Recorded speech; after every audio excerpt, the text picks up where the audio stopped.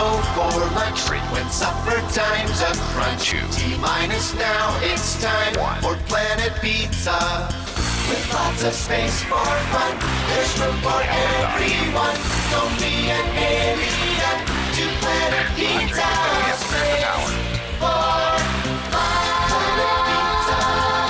Planet Pizza. Planet Pizza.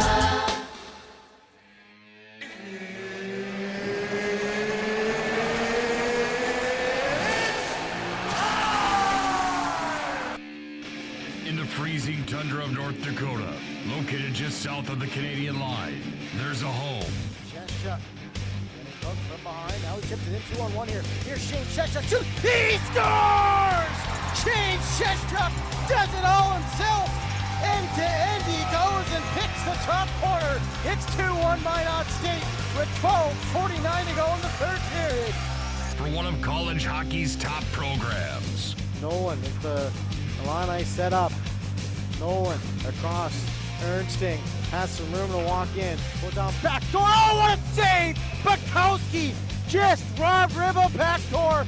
That is grand larceny. The two-time and defending national champions, the Minot State University Beavers. Leincar 2-on-2 now. Leincar cutting in. Leincar fires a shot. Scores! Kirkland Leincar is in overtime, and the Beavers win 5-4 as he roofs it top corner. It's time for MSU Beavers hockey. Robinson goes down low for Swedlow. Swedlow with a wrap. Scores! Yo, Swedlow catches Edison sleeping. Catches him with a wraparound. And 2 goals in 2 minutes. Minot State leads 2-0. This presentation on the Prostlye Production Network is brought to you by First International Bank, Buffalo Wild Wings, United Agronomy, Granite Springs Water and Ice, Bremer Bank, Minot Hockey Boosters, Homesteaders, Ralph's Plumbing and Heating, Duffy's Hockey and Sports, First Western Bank and Trust, Qdoba Mexican Grill, 701 Realty, Premier Chiropractic, the UPS Store, and Planet Pizza. Fournier off the bench. Now O'Connor lets one go from the point. Blocked in front. Fournier spins and fires. He scores!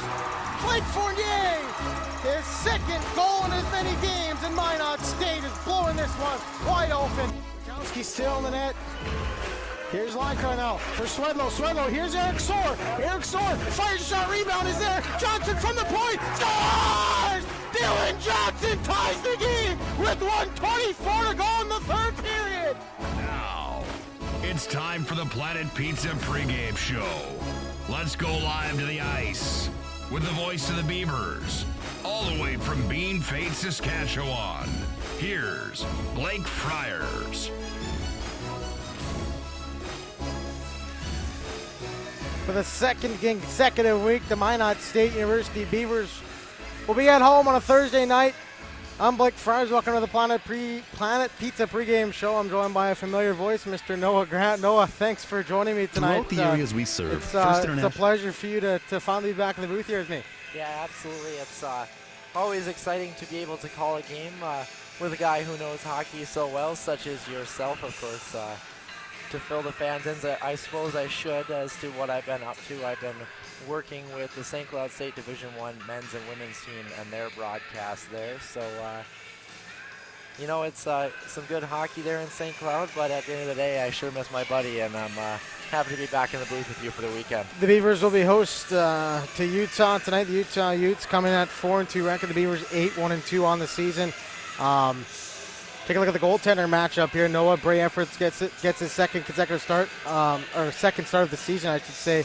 Last year, he totally ran off of the starter's job, went 17-2, led the team all the way to the semifinals of the national tournament, got hurt, and Bukowski came in and stepped up. But what are you looking for from Bray Efforts tonight? Well, just a chance for him to return to form a little bit. He's allowed 2 goals on 19 shots, so obviously his save percentage is a small sample size. It doesn't really reflect how we know Bray Efforts can play. Of course, as you mentioned last year, I believe he was number 1 in the country in goals against average and maybe save percentage as well. So we're just looking for Bray Efforts to return to form like he has been, of course, and I'm assuming he's going to match up against the goaltender in Landon Anderson, who 3 games played, only 3 goals allowed for a .965 save percentage and a .129 goals against average. So it's going to be imperative for the Minot State Beavers to try to find their high-powered offense, which we'll touch on a little bit later. Just an opportunity for this team to really face a test against a Utah team that doesn't bring a whole lot offensively, but has been fairly stingy on the defensive side of the puck. Bray efforts, 116 goals against average and a .948 save percentage last year. Good for tops in the country. Like you mentioned, the Beavers have been very riddled with injuries so far. 5 regulars out of the lineup, including a couple high-powered forwards and 1 on the back end with Metcalf. Metcalf, it's going to be a big hole up front. He has 12 points on the season, and Johannesson has pitched in with 8 points on the back end.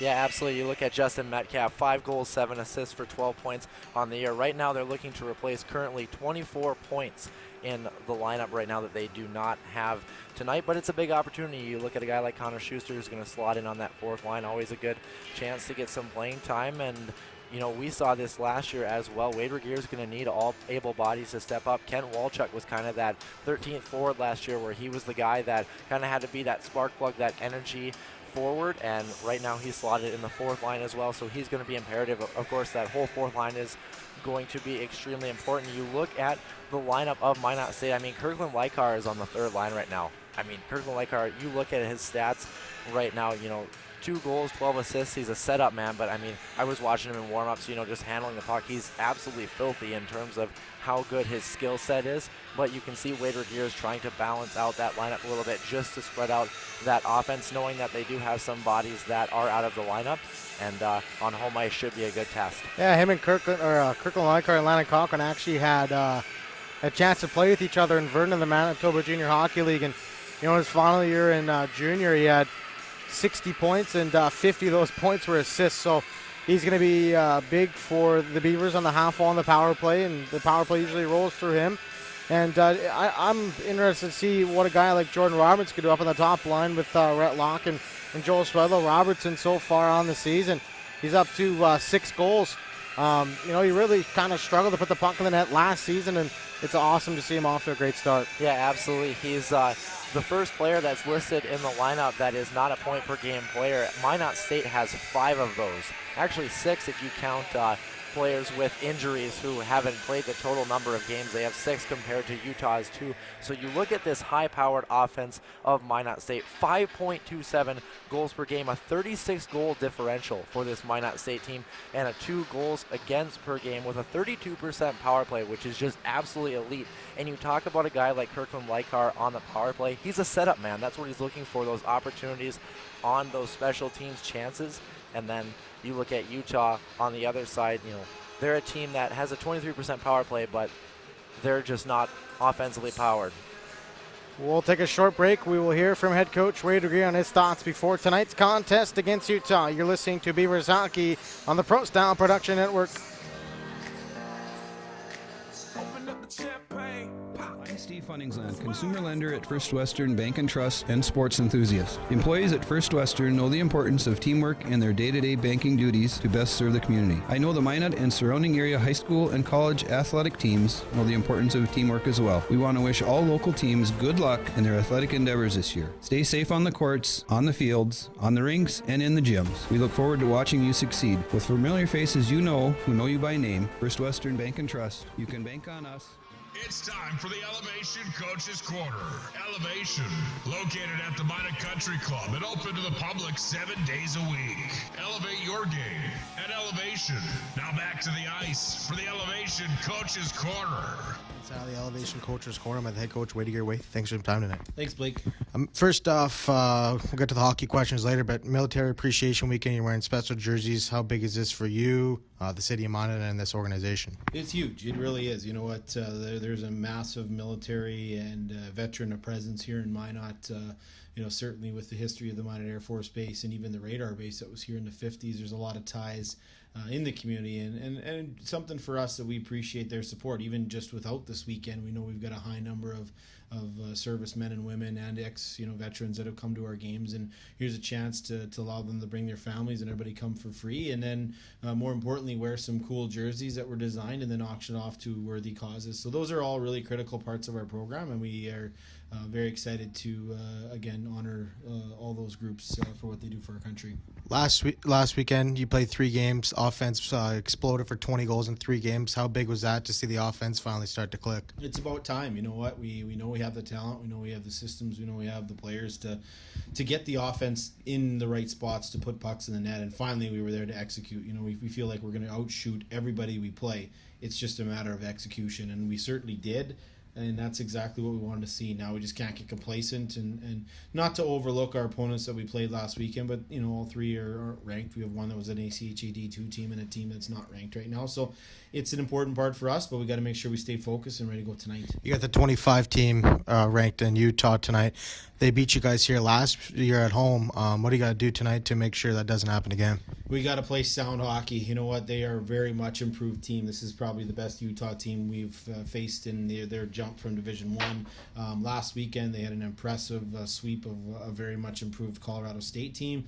And it's something we got to be ready to go. It's a team that we only play them once at home. We can't ill afford to make mistakes. And then more importantly, we got to stay disciplined. We can't give them any chances to try to get some momentum because they have some skill and that can really make us pay. So play our style, got to be very physical, and we got to be first to pucks all night. This is the first of 3 games in a row, back-to-back weekends. Do you think that's going to have an effect on the team going forward? I don't think so. I mean, other than the fact that we are absolutely riddled with injuries, you know, there's no sense trying to sugarcoat it. I mean, we have 5 regulars out of the lineup that are banged up right now, but it is going to put ourselves in a spot where we're just going to have to rely on our guys in the lineup to not only play smart hockey, but do the things that we did earlier in the week in great preparation and working with Robin Gust and Trinity Sports Medicine to do a lot of injury prevention, some yoga stuff that they normally wouldn't do just to make sure we aren't stiff. But our guys, we have a veteran lineup of guys that understand how this works, and that 3 games and 3 nights is what it is essentially at the national tournament. So our guys got to stay focused, play our brand, and just play our style. Obviously, injuries are tough. As a head coach, what are the adjustments that you got to make? And is it next man up? A guy like Jordan Robinson gets a chance on the top line tonight. It really is. You know what? We have so much confidence in our lineup for guys to play certain roles. I mean, we've got a lot of guys that will play power play minutes that wouldn't normally do it. We got guys that normally play penalty kill that aren't in different situations. And we've got 2 forwards playing defense, and we got a couple guys that can play back and forth. So we feel fully confident. It just means that instead of us playing our usual 60 and rolling our lines, it might be in different spots where we might have to be a little bit smart in terms of line combinations and stuff. But we feel like we have the deepest team in the country, and it is a next man up mentality. And even with 5, 6, 7, 8, who knows how many regulars, we feel like we're confident with any lineup we put in. Final question your way to Bray Efforts gets another start tonight. What did you like from his effort in his first start? You know what? It's just getting back into the feel of things. You know what? It's a player that prepares the best. He's a kid that prepares on a nightly basis, even in practice, and he shows it. And he's one of those kids that certainly earned it. We have 3 number 1 goalies, and we're kind of playing a little bit of musical chairs here. But regardless if it's Bray or Kurtz or Bykowski, whoever we put in goal, we know is full confidence to stand tall for us. Thanks, Wade. Best luck tonight. Thanks, Blake. We return to the Planet Pizza pregame show. Break down the keys to a Beaver victory. Now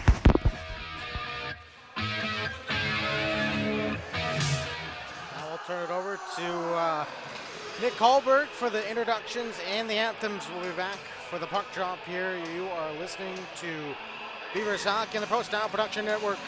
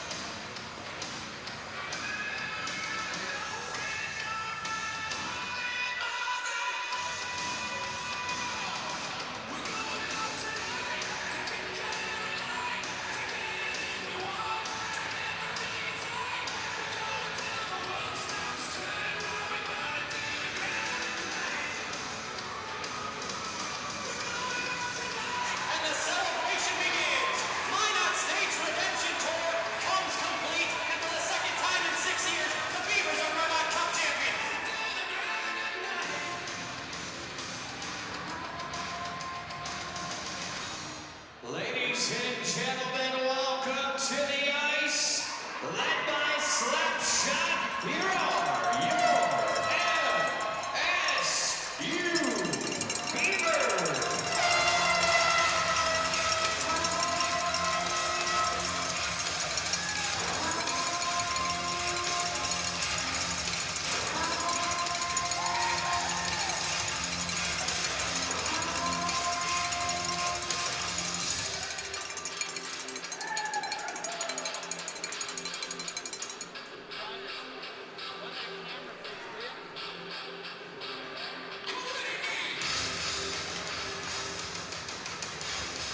Ladies and gentlemen, good evening and welcome to Pepsi Rink here at Mesa Arena for tonight's ACHA College Hockey matchup that features the visiting Utah Utes and your defending ACHA National Champions, your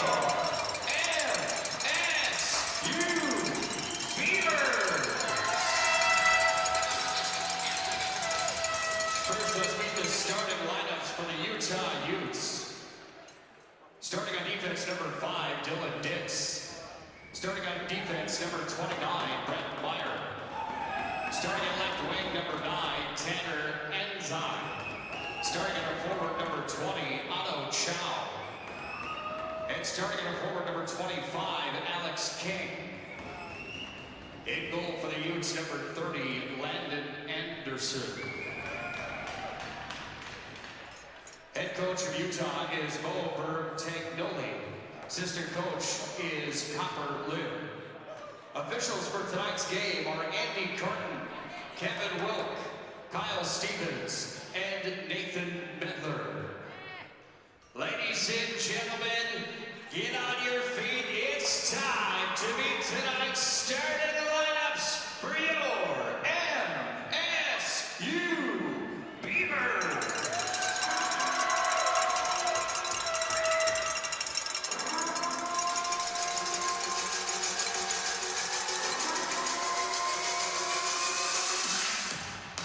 Starting at goal for your Beavers, a junior hailing from Minot, North Dakota. He wears sweater number 1, Bray Effers.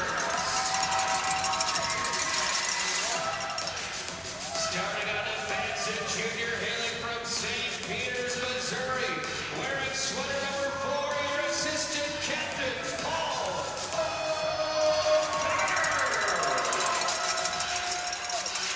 Starting on defense, a freshman hailing from Moose Jaw, Saskatchewan.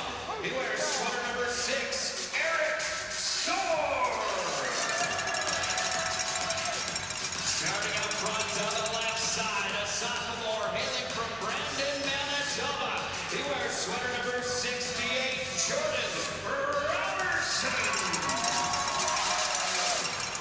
Centering the starting line, a junior hailing from Winnipeg, Manitoba. He wears sweater number 67, Rhett Locke. And starting up front on the right side, a senior hailing from Portage La Prairie, Manitoba. Your assistant captain, number 74, Joel Suarez.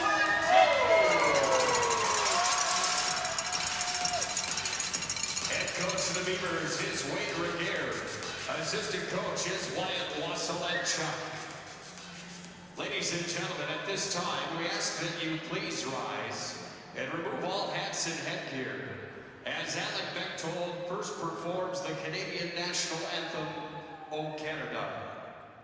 O Canada, our home and native land, true patriot love in all our sons command.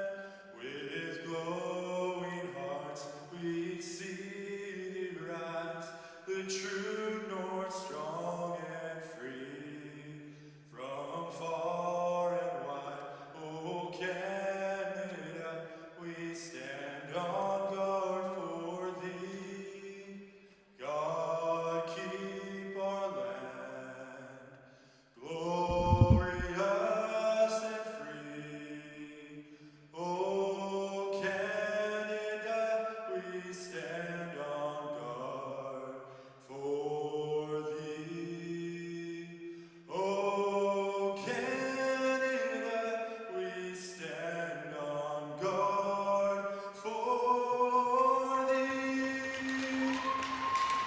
gentlemen, we ask that you please remain standing. Place your right hand over your heart as Alex Bechtold performs our nation's national anthem, the Star Spangled Banner. Oh, say, can you see by the dawn's early light what so proudly we hail at the twilight's last gleaming, whose broad stripes and bright stars through the perilous fight all the ramparts we watched were so gallantly streaming, and the rocket's red glare, the bombs bursting in air, gave proof through the night that our flag was still there. Oh, say does that star-spangled banner yet wave? Oh, the land of the free and the home of the brave.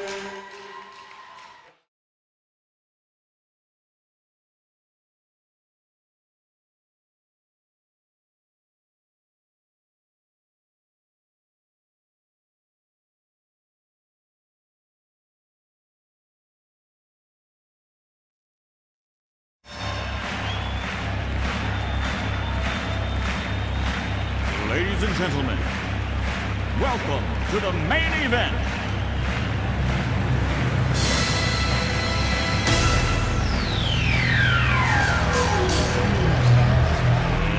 Let's get ready to rumble!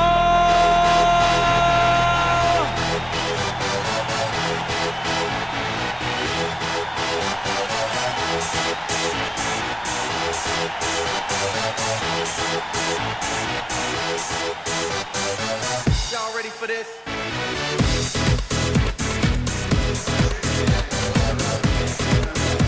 Just about set here to go for puck drop here in Minot, North Dakota.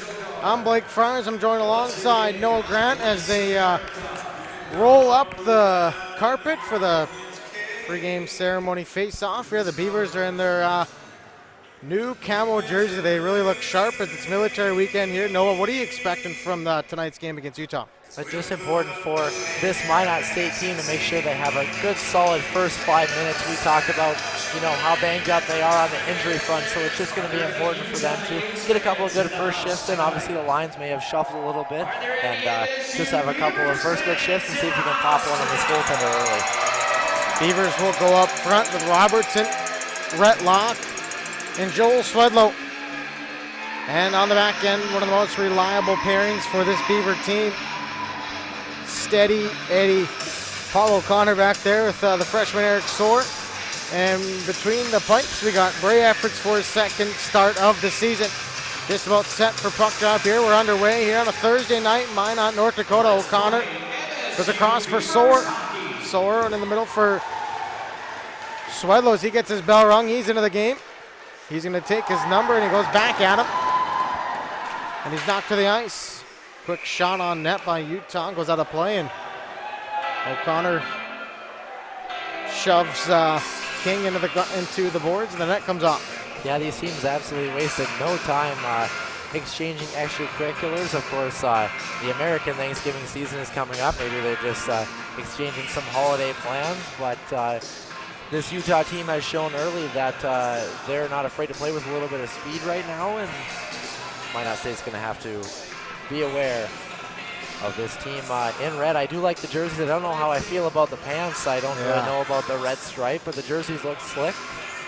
But hey, I didn't design them. That's why I'm up in the booth and not down there. Landers sick. Loses the face-off. O'Connor will control. Adam Wowrick flips it through center for Fournier to race after. Paulo gets it out of the zone. Now back in comes Wowrick, held in by Fournier. Down low for Wowrick, going to go out front. Looking for Dosco. And the Beavers will look to regroup here. Adam Wowrick chips it into the zone. Fired in by Dosco. Anderson out to stop the puck behind the net. Now goes to Paulo. To Landeskirk. He gets over the red line, chips it in. Utah's going to start a line change. Beavers are going to catch him here. Here's Sheldon, drops for Cochran.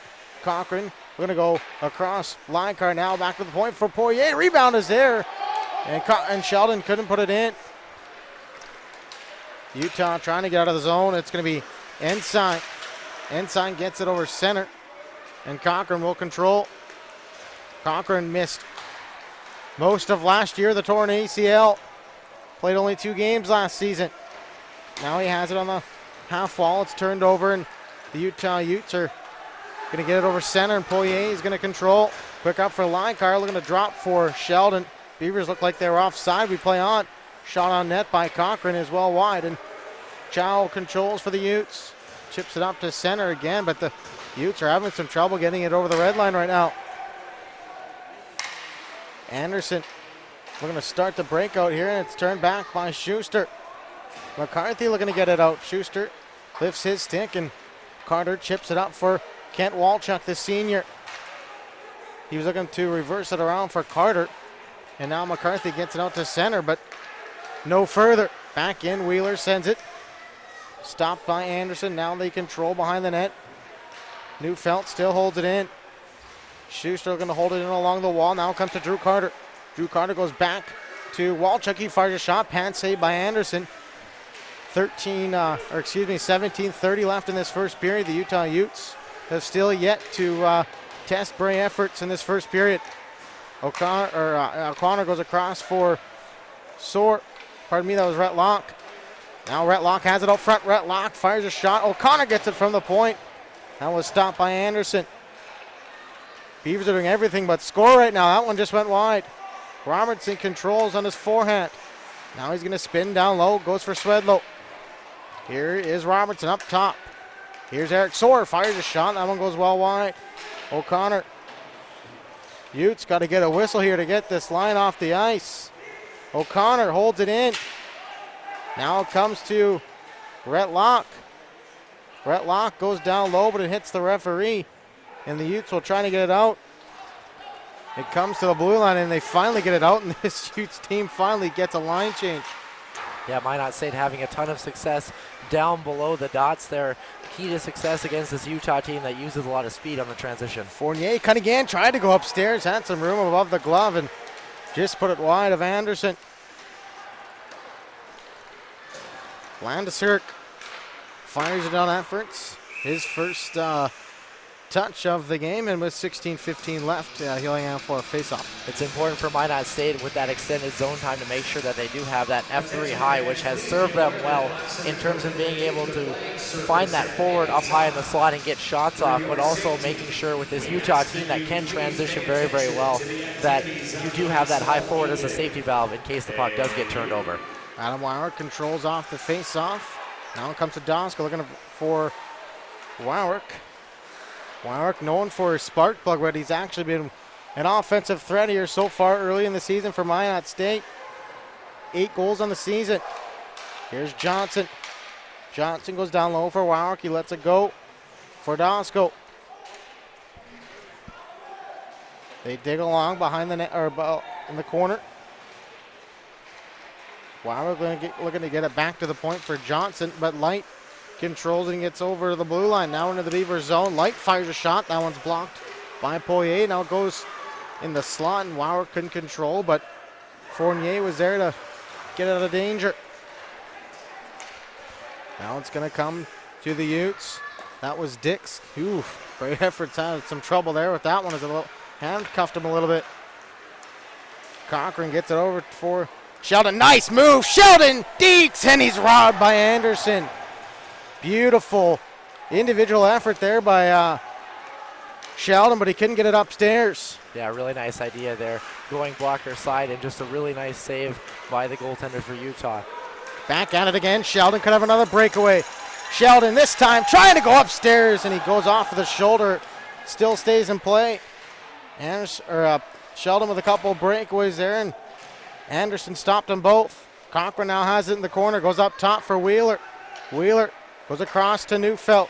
Neufeld trying to find a lane there, and Anderson gobbles that one up and hangs on with no rebound. Yeah, Anderson's been strong for the University of Utah and this Utes team here in the first 5 minutes or so of this hockey game with, like we mentioned in the pregame, 82 saves and .965 save percentage, so he's going to have to be strong as he has been early for this Utah team, and I've liked what we've seen from Wade Revere and his club. Minot State not afraid to put the pedal to the metal and keep their foot on the gas early in this hockey game.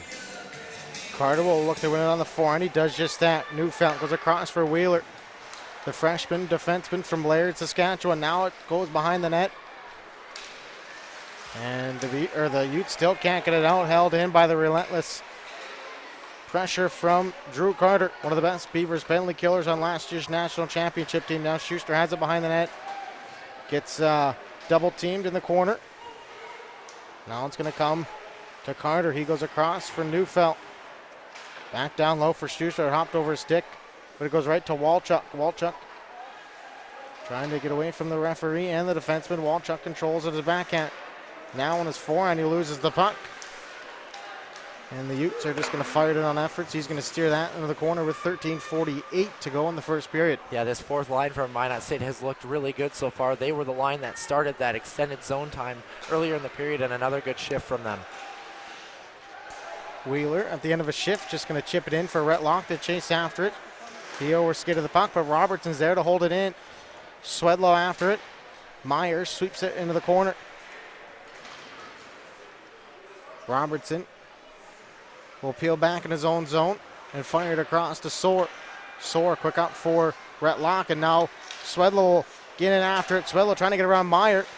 Passes out front. Robertson with a shot there, and Anderson equal to the task with the right pad. Yeah, not a bad idea from Robertson there. Just that quick shot mentality. He can catch a goaltender by surprise, and Anderson with another big save. Swedlow controls in the corner now. Back to the point for O'Connor. Fakes the shot. Looking to pass it to an oncoming Dosco off the bench. Now he's going to chip it down low for Rhett Locke to dig loose. The three of them battle along. Now it comes back to Soar. He overskated the puck, but it comes to Rhett Locke. He spins and fires, looking for a tip out front. He got it. Puck is loose, but Anderson is there as Dosco got a couple of whacks there, and we got some more festivities after the whistle there as Dosco wrestles his man to the ground. You remember in Utah it was Reese Foreman and Blake Fournier who got into fights in Utah last year, and these two teams are reliving some bad blood. Yeah, absolutely, and it's important for both of these teams to stay disciplined as we have two high-powered power play units, and the shots are currently 10-2 for Minot State, so you don't need to engage in those extracurricular battles because you're playing the right way now. You're controlling the pace of this game. Now it's just time to continue to do that, stay out of extracurriculars, and find a way to get on the score sheet. Beavers and Utes will have some extra open ice as we drop a man and go to 4-on-4. Kirkland Leinart controls. Now still controls. Does a little circle around, trying to go upstairs, and Anderson stops that with his left shoulder, and he hangs on for a face-off. Yeah, Minot State still doing a good job, able to limit Utah's speed by creating speed of their own. You look at Lykar there, able to be really shifty on his edges, really strong edge work, and never a bad idea to shoot the puck. Face-off is one. Looking for a tip there with Sheldon from the shot from O'Connor. Sort looking to hold it in. Lykar couldn't connect on the pass.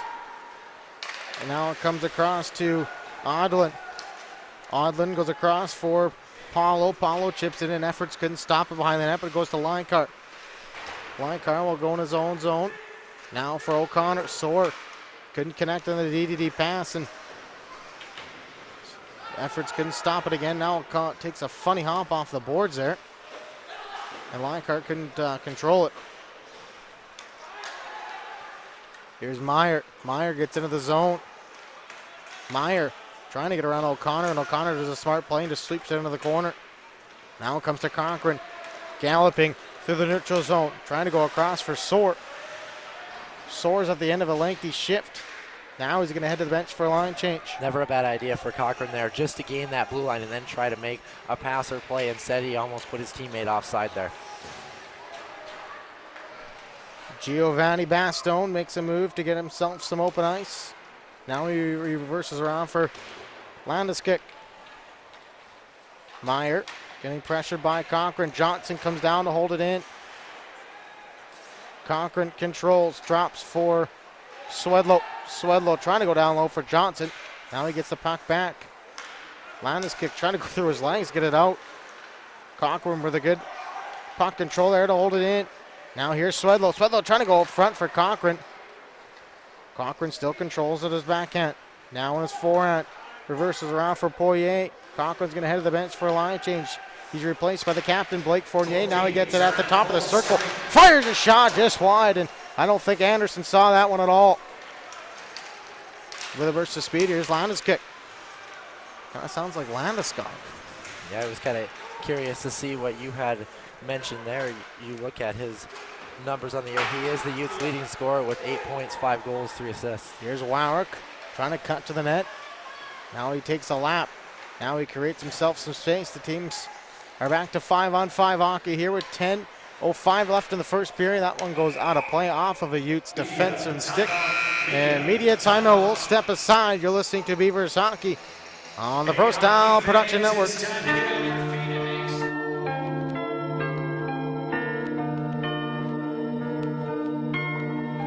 presentation on the Pro Style Production Broadcast Network is brought to you by IMM, Minot's finest collision center, Premier Chiropractic, Ralph's Plumbing and Heating, Qdoba Mexican Grill, Shields, Buffalo Wild Wings, Vibeto Orthodontics, Duffy's Hockey and Sports, Bremer Bank, the Minot Hockey Boosters, the UPS Store, Planet Pizza, United Agronomy, Homesteaders, First Western Bank and Trust, Granite Springs, and First International Bank.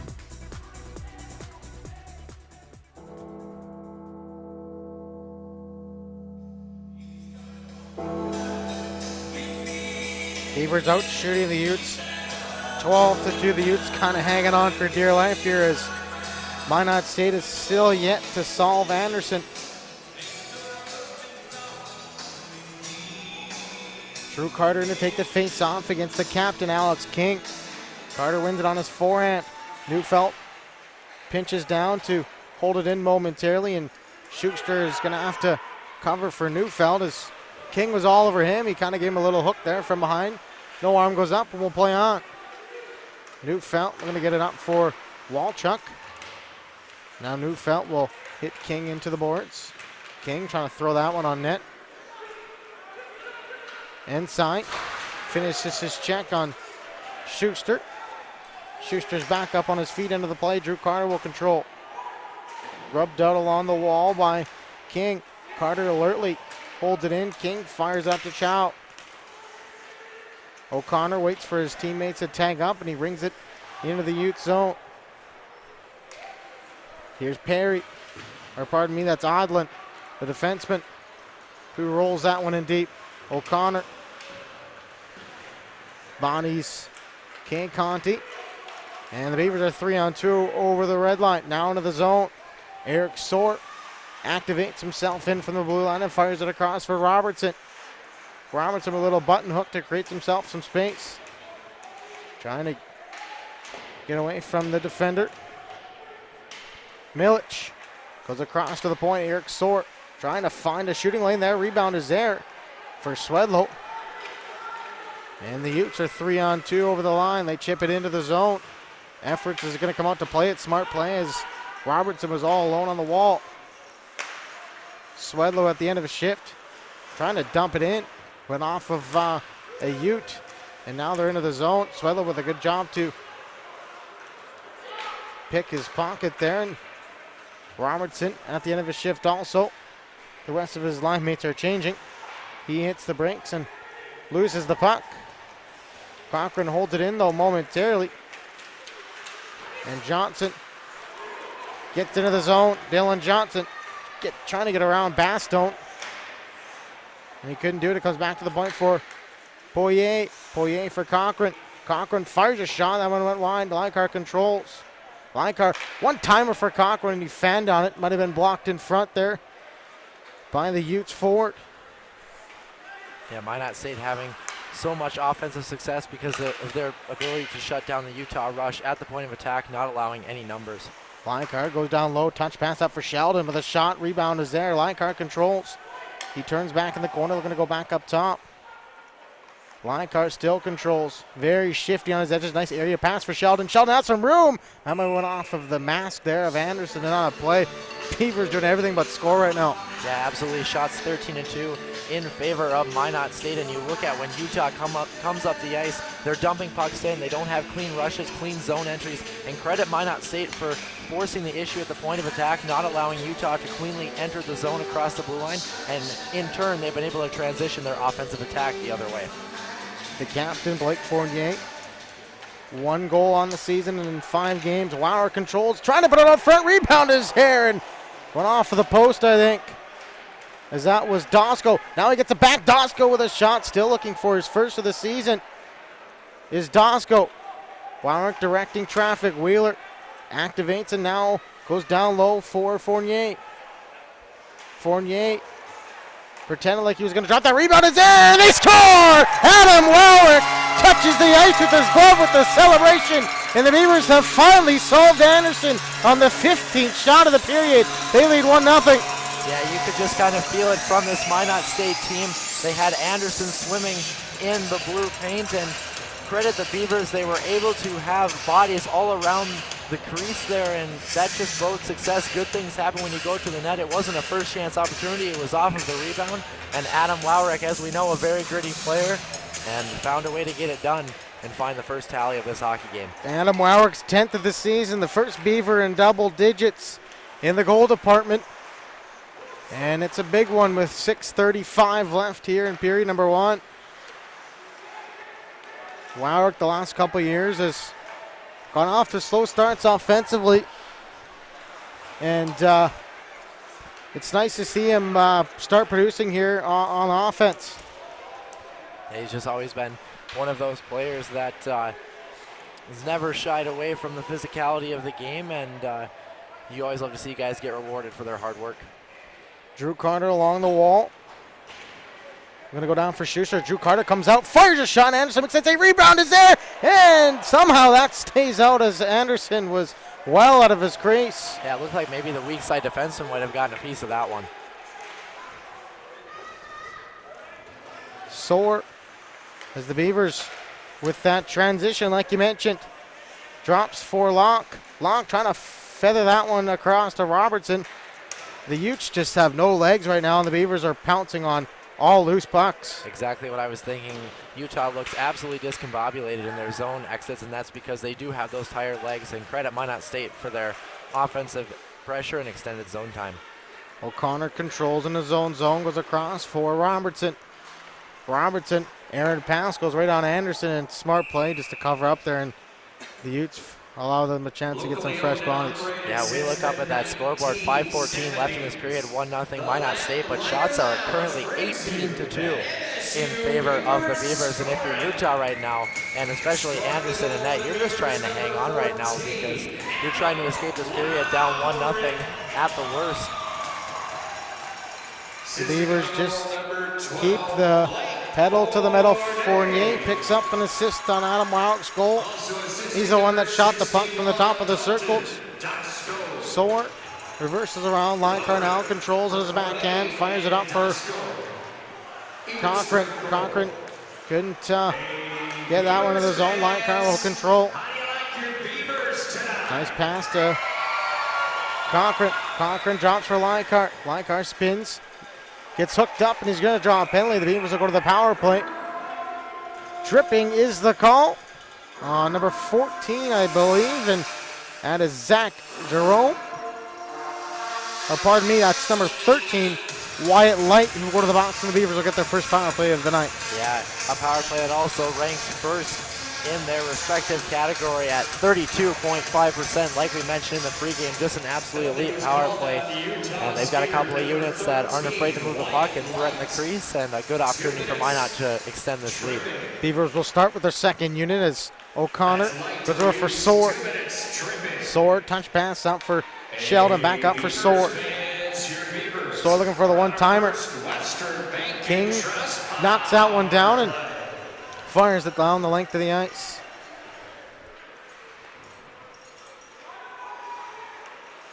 Here's O'Connor as he's going to look to start the breakout. He passes to Eric Soar. Eric Soar gains the line, hits the brakes. He's going to wait for some options. O'Connor, top of the circle. Fake the shot. Robertson controls now. Back up top for O'Connor. O'Connor looking to find a lane there. That's blocked. But Robertson's first on the puck. 2 on the puck, and the Beavers hold it in. Back up top for Eric Soar. Has some room to walk in. Instead goes down low for Sheldon. Sheldon, top of the circle. Into the middle. Robertson with a shot. That's blocked. Utes are hanging on here, blocking some shots. O'Connor from the point. That one went wide.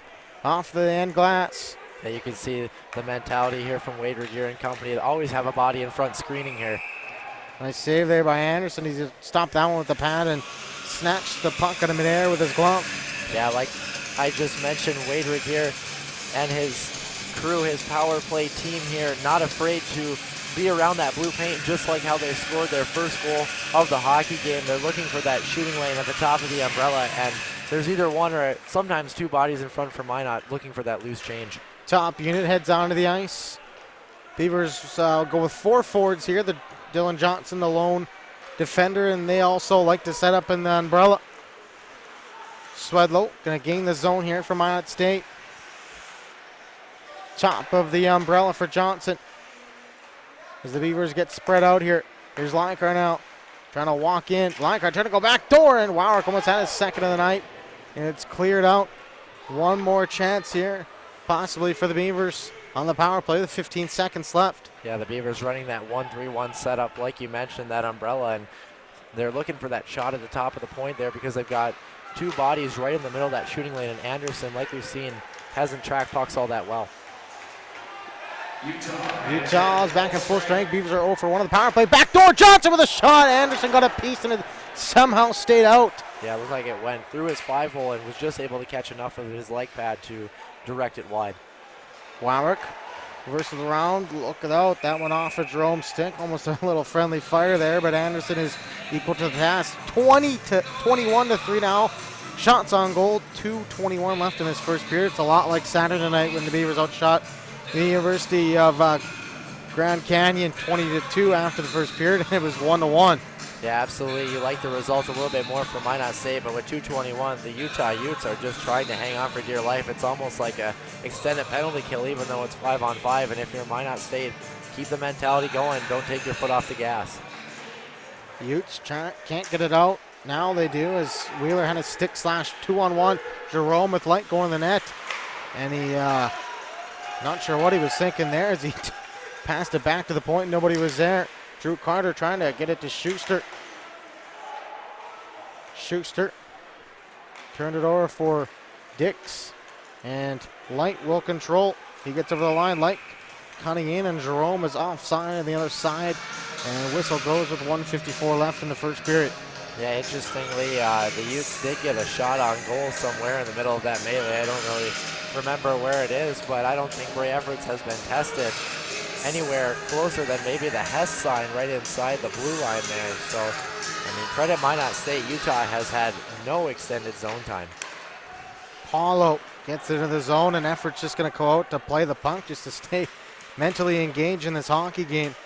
Pretty tough for a goaltender to go extended periods of time without getting any touches. Yeah, absolutely, and it's important for his teammates for Minot State to try to capitalize here and give him a little bit of a cushion. Swedlow trying to get into the zone out front there. Johnson was in from the point looking for a backdoor chance.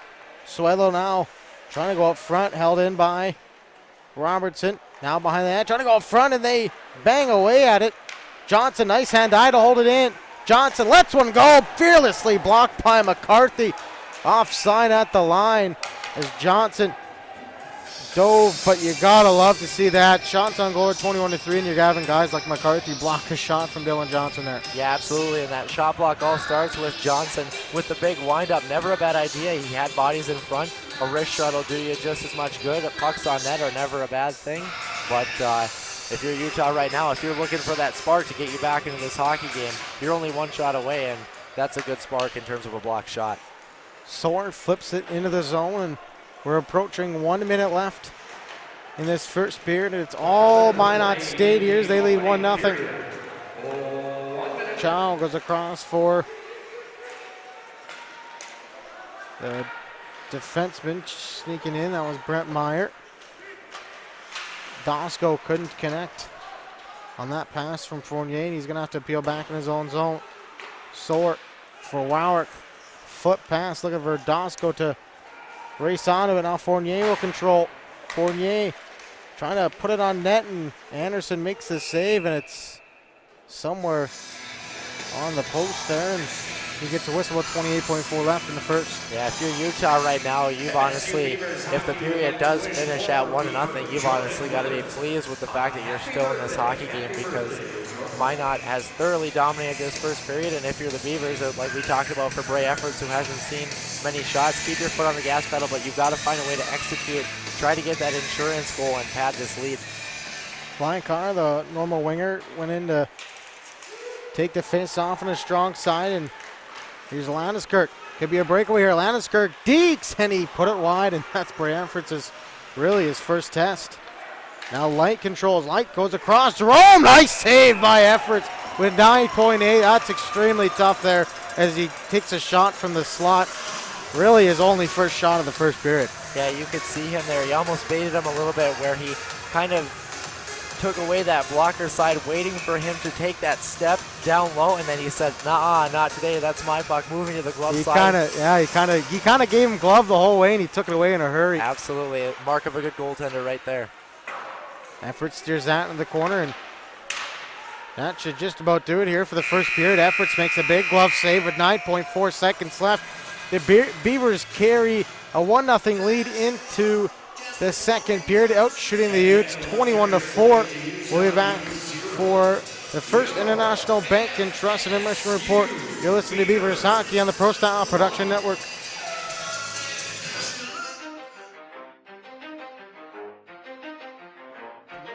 We serve. First International Bank and Trust employees are actively involved in helping our customers and communities grow. This is Kevin Vigestead from First International Bank and Trust, member FDIC, equal housing lender. Whether it's coaching a Little League team, leading through involvement with nonprofit organizations, or a proud Beaver booster, know that all of us at First International Bank and Trust are committed to giving back to the places where we live and work. Systems go for lunch. Frequent supper time's a crunch. T-minus now, it's time for Planet Pizza. With lots of space for fun, there's room for everyone. Don't be an alien to Planet Pizza. Space for fun. Planet Pizza. I love Planet Pizza. Planet Pizza.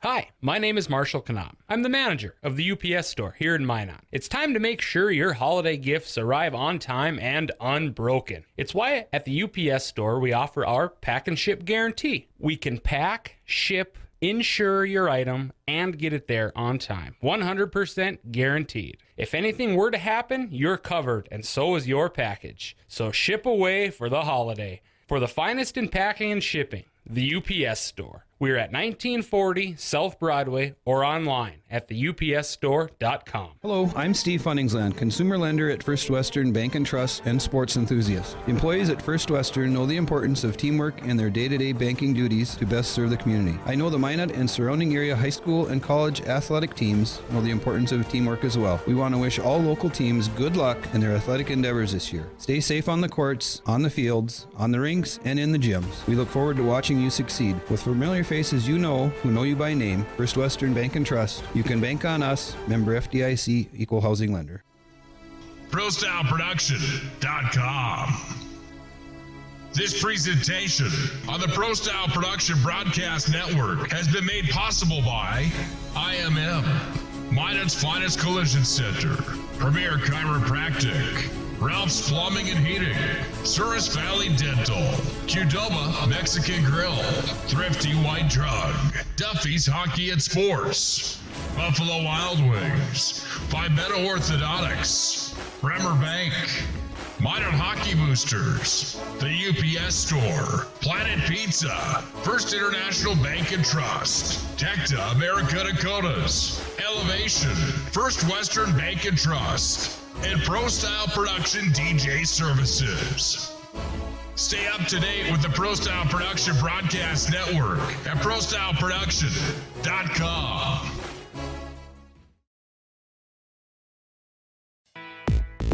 Listen, your wedding day is the biggest day of your life. That's why you need to talk with Nick Holberg from Prostyle Production DJ Services. The experience, the voice, the setup, you won't be disappointed. 15 years of big arena hosting, announcing, and DJing speaks for itself. PSP DJ Services also handles premier events, reunions, or parties. Call 833-1007 or visit ProstyleProduction.com to book now. PSP DJ Services, make your event pro style. At Premier Chiropractic, we are dedicated to achieving the best results possible for our patients through the most cutting-edge advances in natural healthcare today. Improving movement, function, and health, improving life. Call to schedule your appointment today.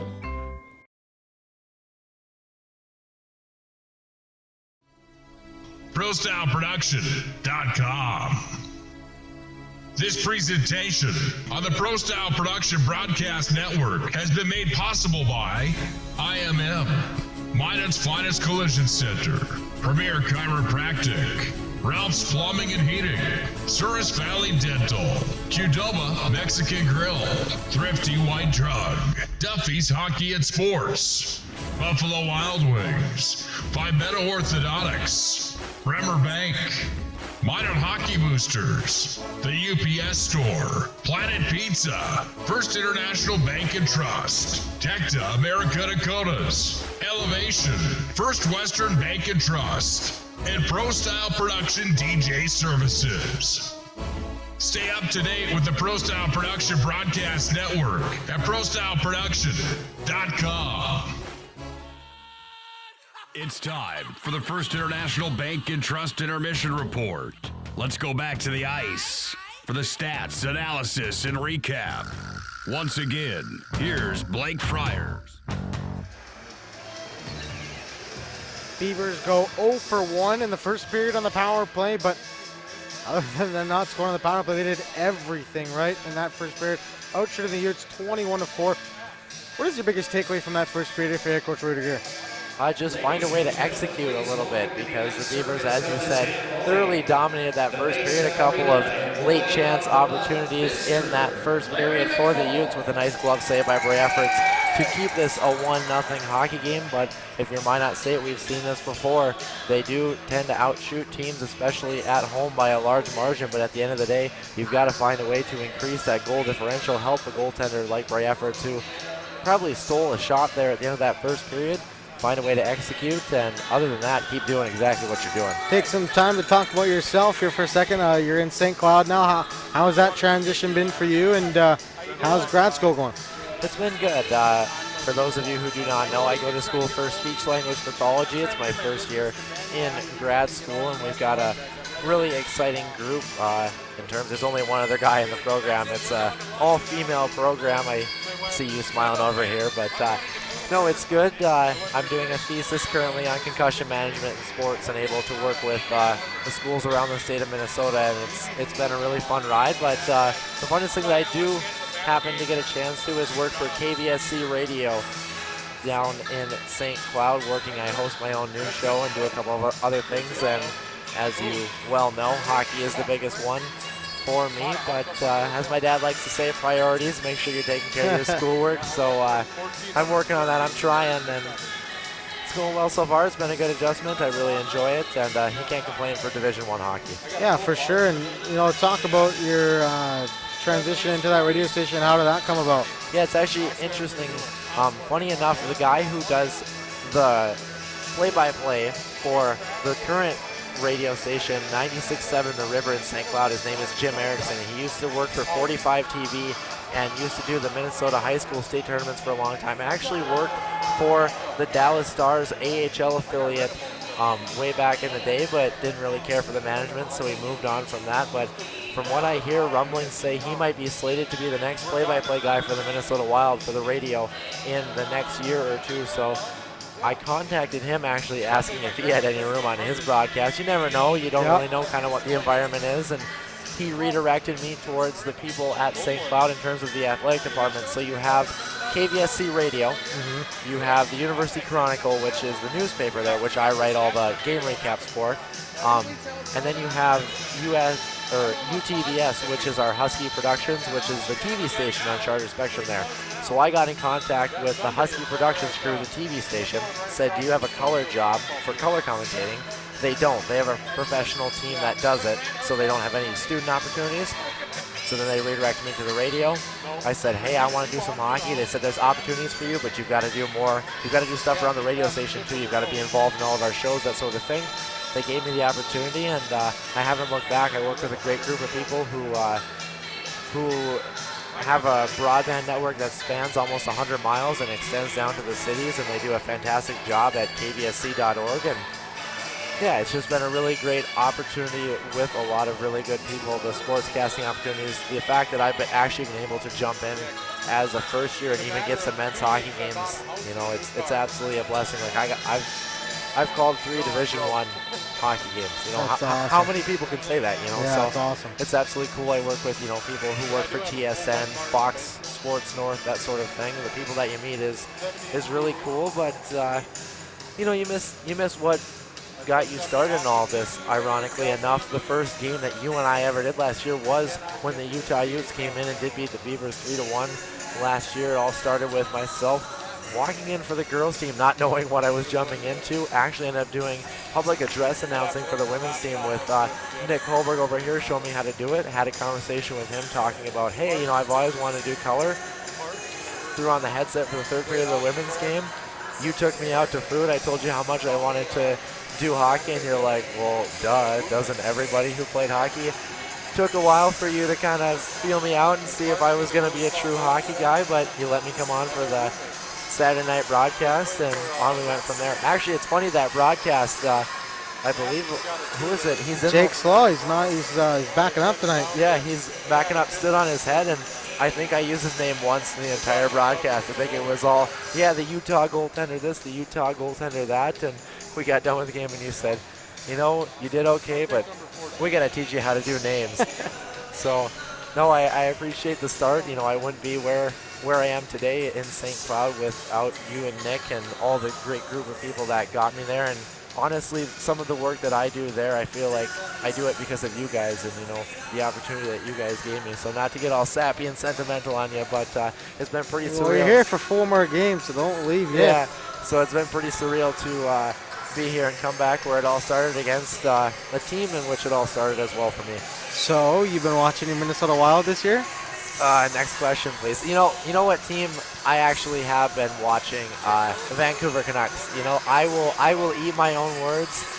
The Vancouver Canucks, if they can sustain their offensive prowess and avoid the injury bug, might be a playoff hockey team. Can you repeat that, please? They might be a playoff hockey team.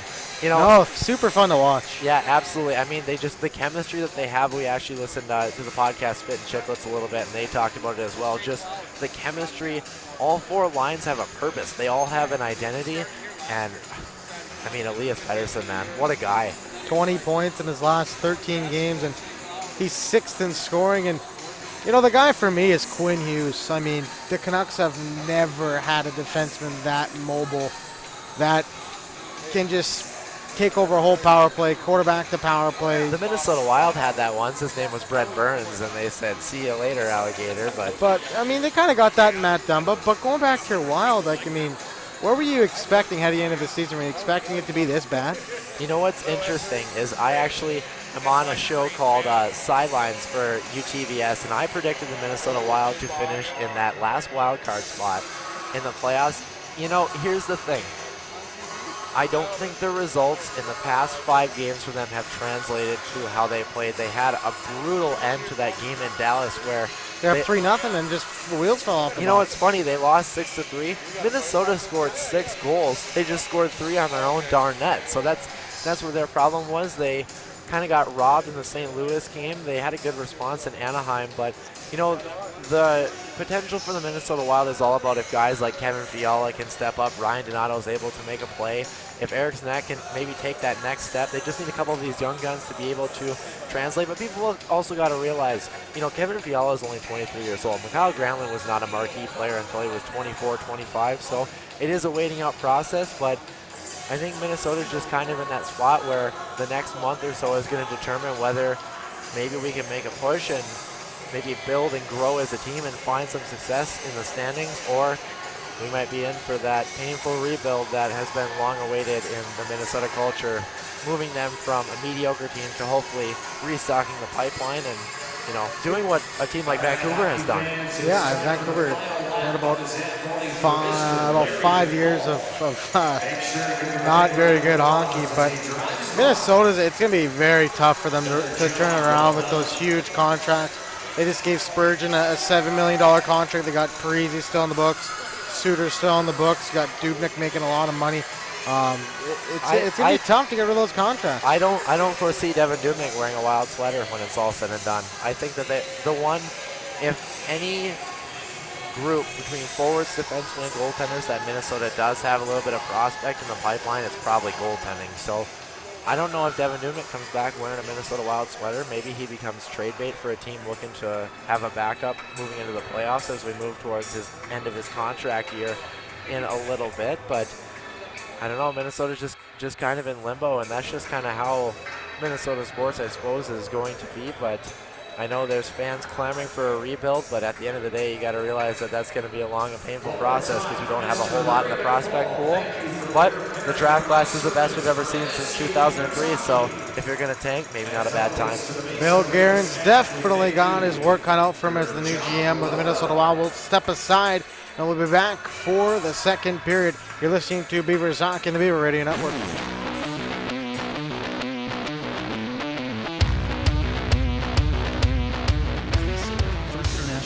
Trust employees are actively involved in helping our customers and communities grow. This is Kevin Vigestad from First International Bank and Trust, member FDIC, equal housing lender. Whether it's coaching a Little League team, leading through involvement with nonprofit organizations, or a proud Beaver booster, know that all of us at First International Bank and Trust are committed to giving back to the places where we live and work. Go for lunch, frequent supper time's a crunch. T-minus now, it's time for Planet Pizza. With lots of space for fun, there's room for everyone. Don't be an alien to Planet Pizza. Space for fun.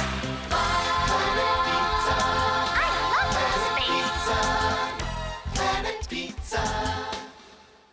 Hi, my name is Marshall Kanam. I'm the manager of the UPS store here in Minot. It's time to make sure your holiday gifts arrive on time and unbroken. It's why at the UPS store we offer our pack and ship guarantee. We can pack, ship, insure your item, and get it there on time. 100% guaranteed. If anything were to happen, you're covered, and so is your package. So ship away for the holiday. For the finest in packing and shipping, the UPS store. We're at 1940 South Broadway or online at theupsstore.com. Hello, I'm Steve Funningsland, consumer lender at First Western Bank and Trust and sports enthusiast. Employees at First Western know the importance of teamwork in their day-to-day banking duties to best serve the community. I know the Minot and surrounding area high school and college athletic teams know the importance of teamwork as well. We want to wish all local teams good luck in their athletic endeavors this year. Stay safe on the courts, on the fields, on the rinks, and in the gyms. We look forward to watching you succeed. With familiar faces you know, who know you by name, First Western Bank and Trust, you can bank on us, member FDIC, equal housing lender.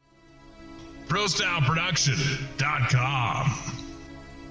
This presentation on the Prostyle Production Broadcast Network has been made possible by IMM, Minot's Finest Collision Center, Premier Chiropractic, Ralph's Plumbing and Heating, Souris Valley Dental, Qdoba Mexican Grill, Thrifty White Drug, Duffy's Hockey and Sports, Buffalo Wild Wings, Vibetta Orthodontics, Bremer Bank, Minot Hockey Boosters, the UPS Store, Planet Pizza, First International Bank and Trust, Tecta America Dakotas, Elevation, First Western Bank and Trust, and ProStyle Production DJ Services. Stay up to date with the ProStyle Production Broadcast Network at ProStyleProduction.com. This presentation on the ProStyle Production Broadcast Network is brought to you by IMM, Minot's Finest Collision Center, Premier Chiropractic, Ralph's Plumbing and Heating, Qdoba Mexican Grill, Shields, Buffalo Wild Wings, Vibeto Orthodontics, Duffy's Hockey and Sports, Bremer Bank, the Minot Hockey Boosters, the UPS Store, Planet Pizza, United Agronomy, Homesteaders, First Western Bank and Trust, Granite Springs, and First International Bank.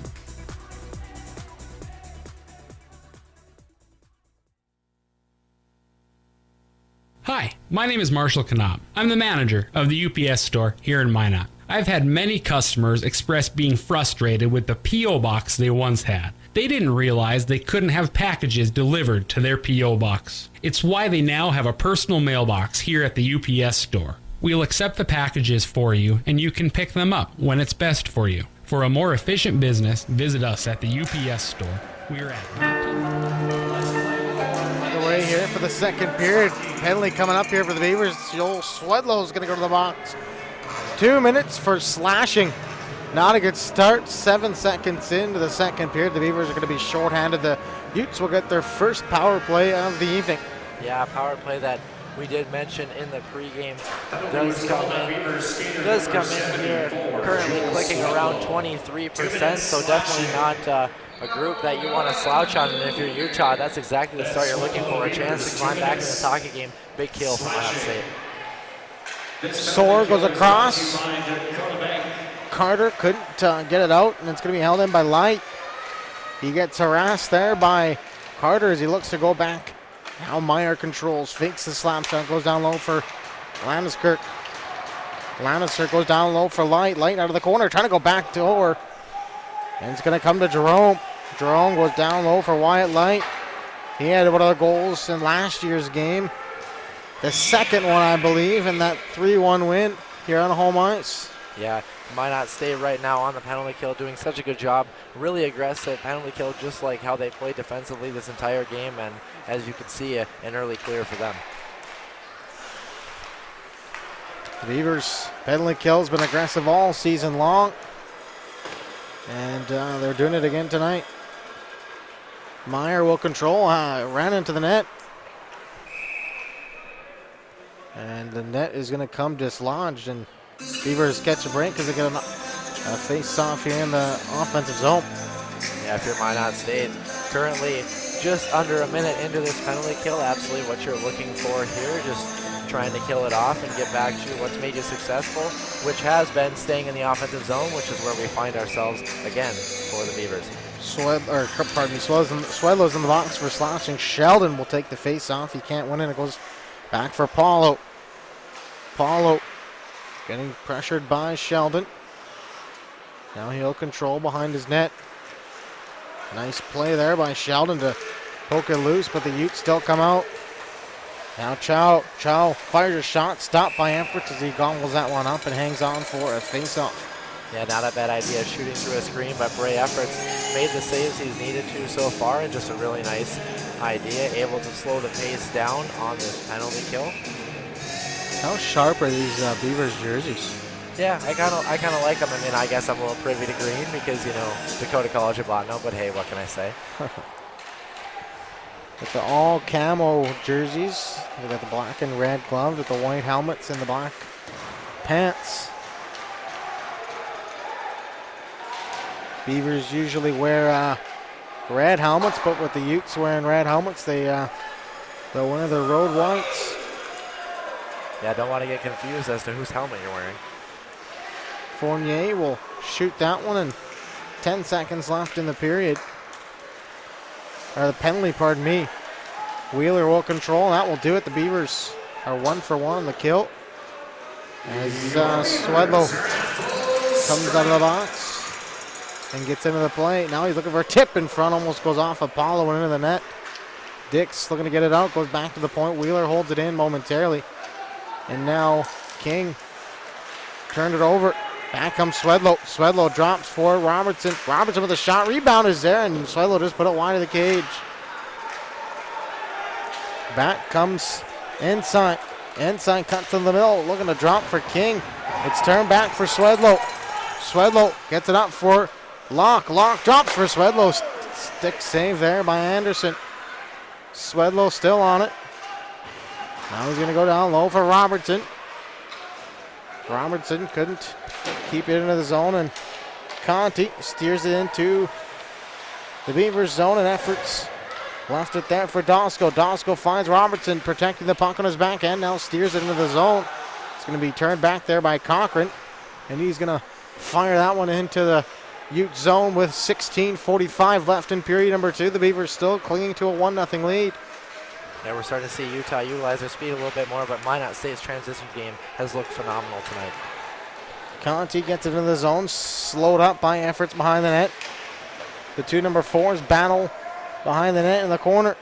Now it's kicked away to Leichhardt. Leichhardt turned it over, and the Utes trying to put that one on net, and Soar is going to turn back in his own zone, go across to O'Connor. The return feed for Soar, and the Beavers transition into the Ute zone. Leichhardt trying to pass to Cochran up front. Leichhardt trying to go up front for Soar, and went off of a skate and wide. Landeskirk. Look out here. And Jerome had his pocket picked by Soar. Now he controls, fires it up for Leichhardt. Leichhardt, nice pass up for Sheldon. He chomps into the zone, and Cochran will forecheck on Odlin. Puck goes high off the glass. Poirier steered it into the middle, but he cut off Landeskirk. Poirier just onside. Warwick drops for Fournier. Fournier fires a shot, whistles it wide, and Poirier was crashing the net there, ran into the goaltender. Out comes, that goes off the mask of Anderson. He's up to 26 shots on the night. Warwick with a nice back check there, and back comes Minot State. Fournier gets into the zone, sidesteps his man. Now he's behind the net, absorbing some contact. And Dosko gets it down low for Adam Warwick. He gets his feet moving behind the net, looking to get away from number 5, Dylan Dix. He does. Adam Warwick. Johnson's going to pinch down and hold it in momentarily. Still holds it in. Nice play. Now it comes to Drew Carter, looking to go back door. Up front, Warwick scores! What a pass by Drew Carter. Puts it tape to tape, and Warwick's got his 11th of the season, his 2nd of the night, and Minot State leads 2-0.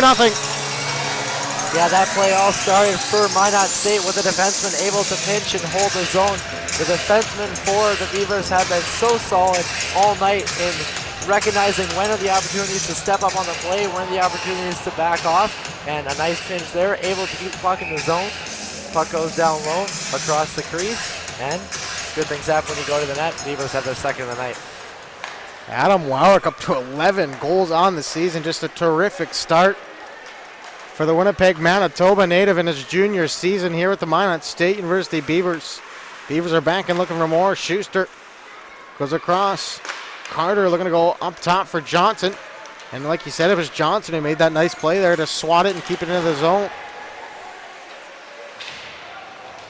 Johnson's at a terrific transition from forward onto the back end so far this year. You love. That's a coach's dream to have those guys that can play defense, play forward. When Metcalf got hurt, it was Johnson that stepped up. Now Carter, fires shot, scores! Drew Carter puts it upstairs, and Minot State leads 3-0 with 2 goals in 24 seconds. And the Beavers offense is off and running here in the 2nd period. Yeah, that one was a goal scorer's goal all the way, a right-hand shot, moving on to his on-hand side there and shooting across the drain. Don't think there was a whole lot of room right underneath the bar on the blocker side. And man, if you're Utah right now, you finally found your legs and you were able to generate a little bit of transition. And credit Minot State, we saw them struggle with this last year. The ability to put teams away, and the ability right now for them to put the hammer down has been impressive in the 2nd period. Drew Carter sets up Warwick for the 2nd goal and absolutely put that one top shelf. He has a goal and assist tonight to get the Beavers on the board here. It's 3-0.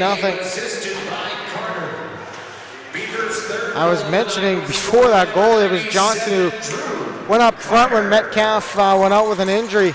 And he looked, it was like a seamless transition, and It's always nice to have those guys that are able to play on the back end and up front. Yeah, absolutely. He was able to do that last year. He's just really able to develop in that role.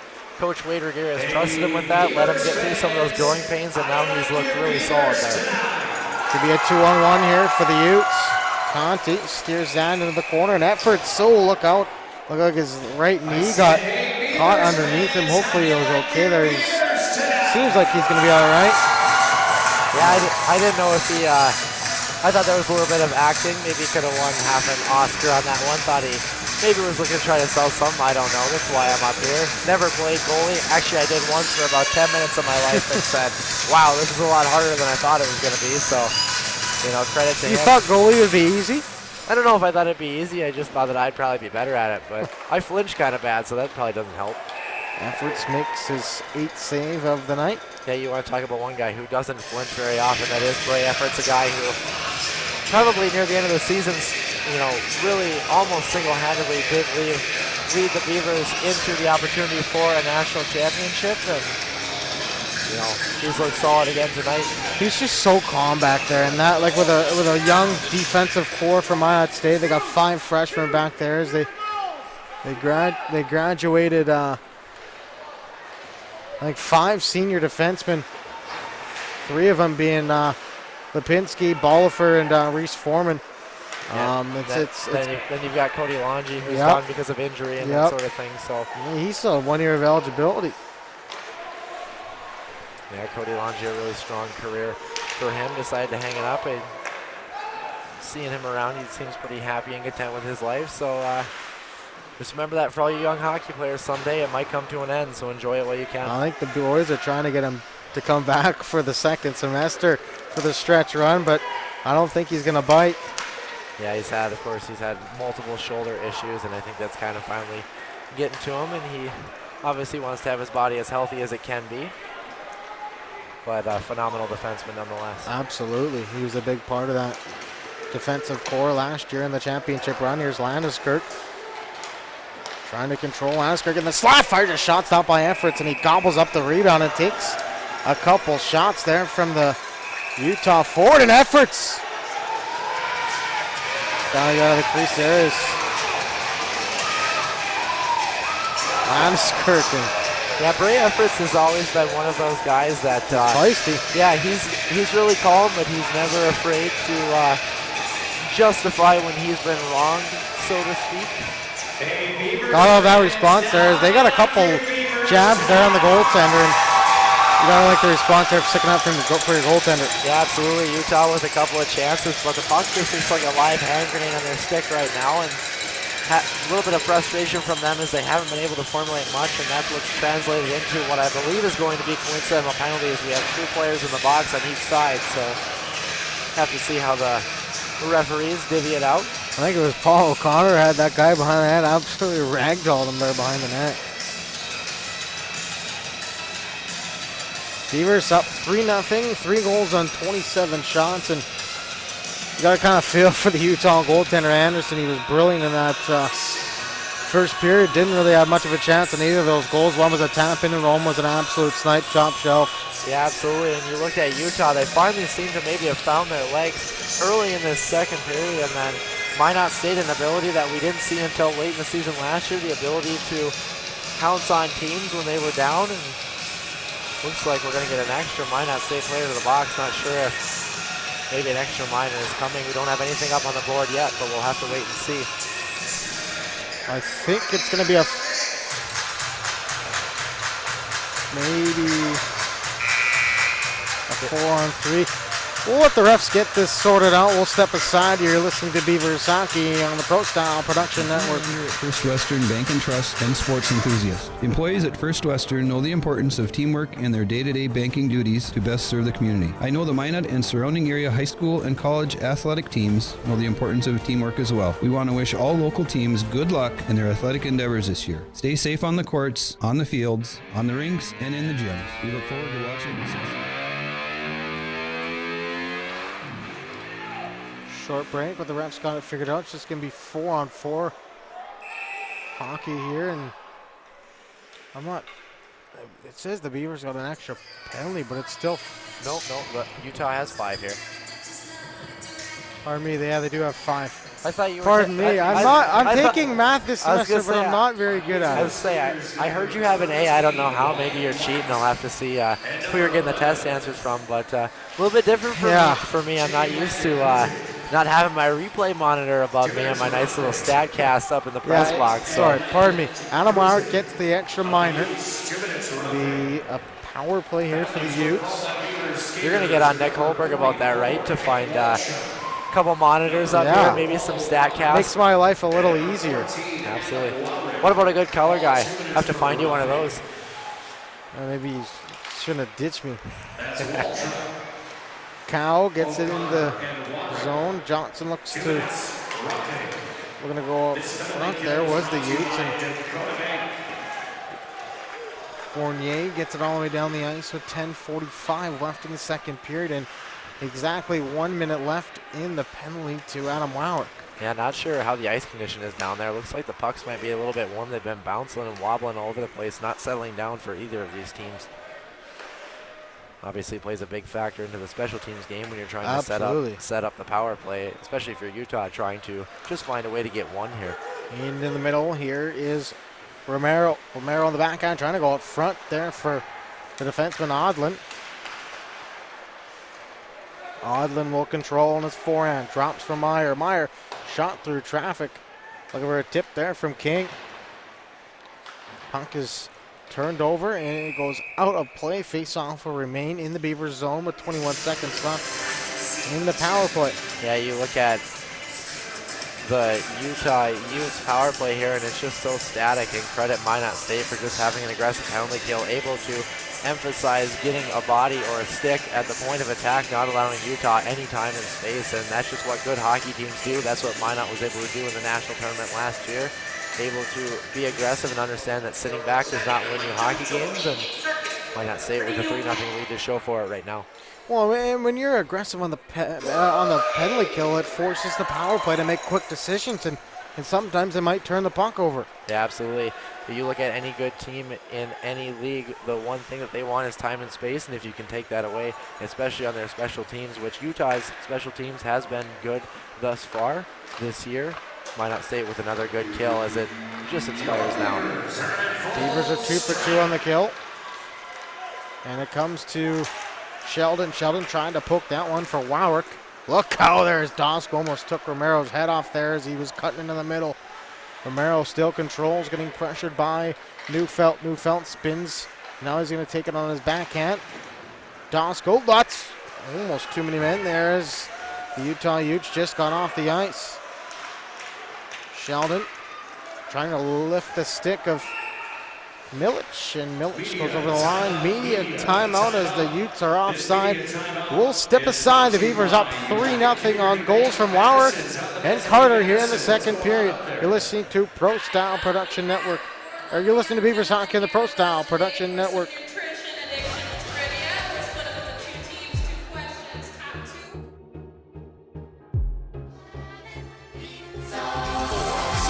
Go for lunch break when supper time's a crunch. T-minus now, it's time for Planet Pizza. With lots of space for fun, there's room for everyone. Don't be an alien to Planet Pizza. Space for fun. Planet Pizza. Planet Pizza.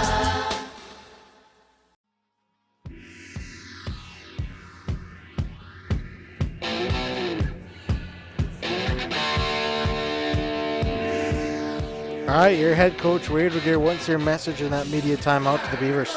Make sure you keep your foot on the gas and just make sure that your forwards are coming back and able to break the puck out with numbers. We've seen a couple of stretch passes that haven't worked because of the ice conditions, so making sure that you're just exiting the zone as a unit and continue to play the way that you have. Mahura trying to put that one on net. Efforts might have been going wide, but Efforts didn't take any chances. Stops that one with the glove. Efforts in some brand new gear this year. He's got the black pads and the red and white stripes. Last year he had an all white set, and this year he goes with the all blacks. Yeah, always interesting to see what goaltenders are privy to changing. One thing that did not change from last year is that Planet Pizza jingle. It's that one will get stuck in your head real quick. You like that one? You want to play that more often? I mean, I don't know. I love Planet Pizza. They make good pizza, but the jingle is, I don't know. It's just so it's just so catchy. It hurts. You know what I mean? Good pizza though. Line card goes back to the point for O'Connor. Down low for Cochran. Cochran trying to go back door for Soar, and he puts it wide. Linecart. There's a little give and go with Cochran. Now back down low for Linecart. Linecart spins to create himself some space. Now he's going to leave for O'Connor. He goes down low, looking for Swedlow. Does a good job to disrupt that. It comes back for Cochran. Cochran getting hounded by the Utes. Ford, and now it's going to be swatted out of the zone. It's going to be a hand pass, and the face-off is going to come down inside the Ute zone. Yeah, you can just see the body language from Utah right now. It's just venting frustration with that hand pass there. You saw, a Utah player enter the zone before our media timeout outside, and, look up to the heavens in frustration. And if you're Minot State, that's exactly what you're looking for. Try to see if you can draw some more penalties and continue your offensive onslaught. Dix trying to get it out of the zone, held in by Carter. Now it goes back to the point. Johnson lets one go, and Anderson, that one went off of a stanchion maybe, and it came right back out front. I think that was Kent Walchuk who swung and missed on that. Yeah, a couple of good opportunities there. Anderson's moves quite frequently laterally, so good idea to... Walchuk trying to dance his way through. Rebound was there, and Walchuk's off to a good start this season too. 3 goals, 3 assists. Look out, wow, no call one up there. Look like he got hacked down there by Poirier. Yeah, he was chopping wood on that one, doing his best Paul Bunyan impression there, but got away with it. Carter trying to dance his way out in front, and he's cut off by Landeskirk. Wowrick staples his man to the boards and steals the puck. Beavers couldn't touch the puck there. Would have been too many men as Fournier had to wait for Carter to leave the ice. Wowrick will control behind the net. Looking to go up front there for Dosco. Stick got in the hands of Jerome, and Fournier is going to get a penalty for holding. He doesn't like the call. He voices his displeasure with the referees, but you're not going to win that call. He had the free arm around Jerome. That's going to get called almost every time. Yeah, absolutely, especially when you have a lone player coming up the ice in a 1-on-3 situation. No reason to clutch and grab there. Just let him work himself into the pressure and turn the puck the other way. But again, if you're Minot State and your head coach Wade Revere, you got to make sure that you're staying disciplined and not allow Utah any smidge of hope to climb back in this game, because even though it is 3-0, Anderson has given his team a chance to at least be in this hockey game, but 1 goal could make a huge difference if you're Utah. Third power play for the Utes as Meyer controls.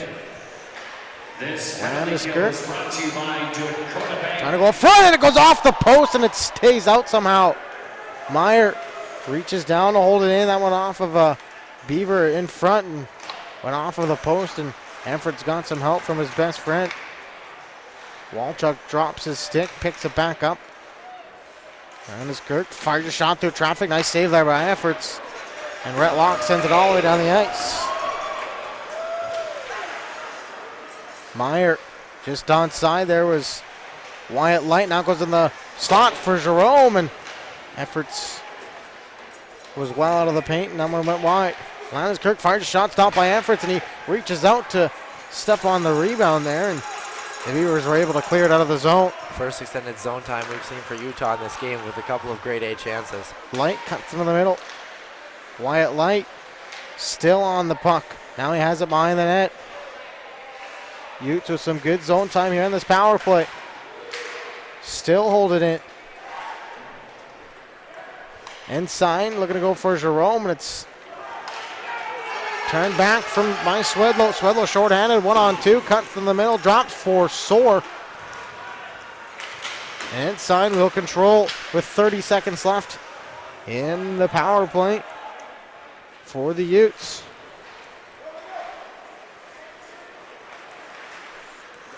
Both teams are 0 for 2 so far. Here's Landeskirk. Controls. Now goes back into the point for Dix. Dix with a shot. That is blocked in front. O'Connor can't get it out. Paulo Trying to get it down low, and Dosko will control, and he'll fire it all the way down the ice, and that will do it. Fournier is out of the box. And the Beavers are 3 for 3 on the penalty kill, and Anderson's forced to hang on for a face-off with 4:54 left in period number 2. The Beavers lead 3-0. Yeah, Ben but don't break for Minot State. The best power play and probably best offensive pressure that Utah has had in this hockey game, but Bray Efforts and company able to make it a minimalistic affair. And Minot State right back to work in the offensive zone once again. Robertson couldn't win that face-off. Poirier is looking to hold it in. That one went over his stick. No icing as Johnson has to hurry back with Ensign pressuring him. Ensign forces the turnover. Chow held it in momentarily. Lykar will control. Now he goes to Poirier. Poirier's got 4 goals in the season for the backhand drops. Robertson trying to throw that on net. Poirier has it behind that. Looking to go up front for Lykar. Now Conker will get it back. Johnson, one-timer, fires a shot. That one's blocked by a Ute in front. Johnson will walk the line a little bit. Throw it on net, looking for a tip from Robertson. Lykar looking to hold it in for Minot State. Poirier does just that, but Chow was chopped down. That one, I think, was a little bit of acting. Yeah, a couple of Oscars. Lykar, feather pass for Robertson. A nice save there by Anderson. What a pass from Lykar. Poirier goes down low for Cochran.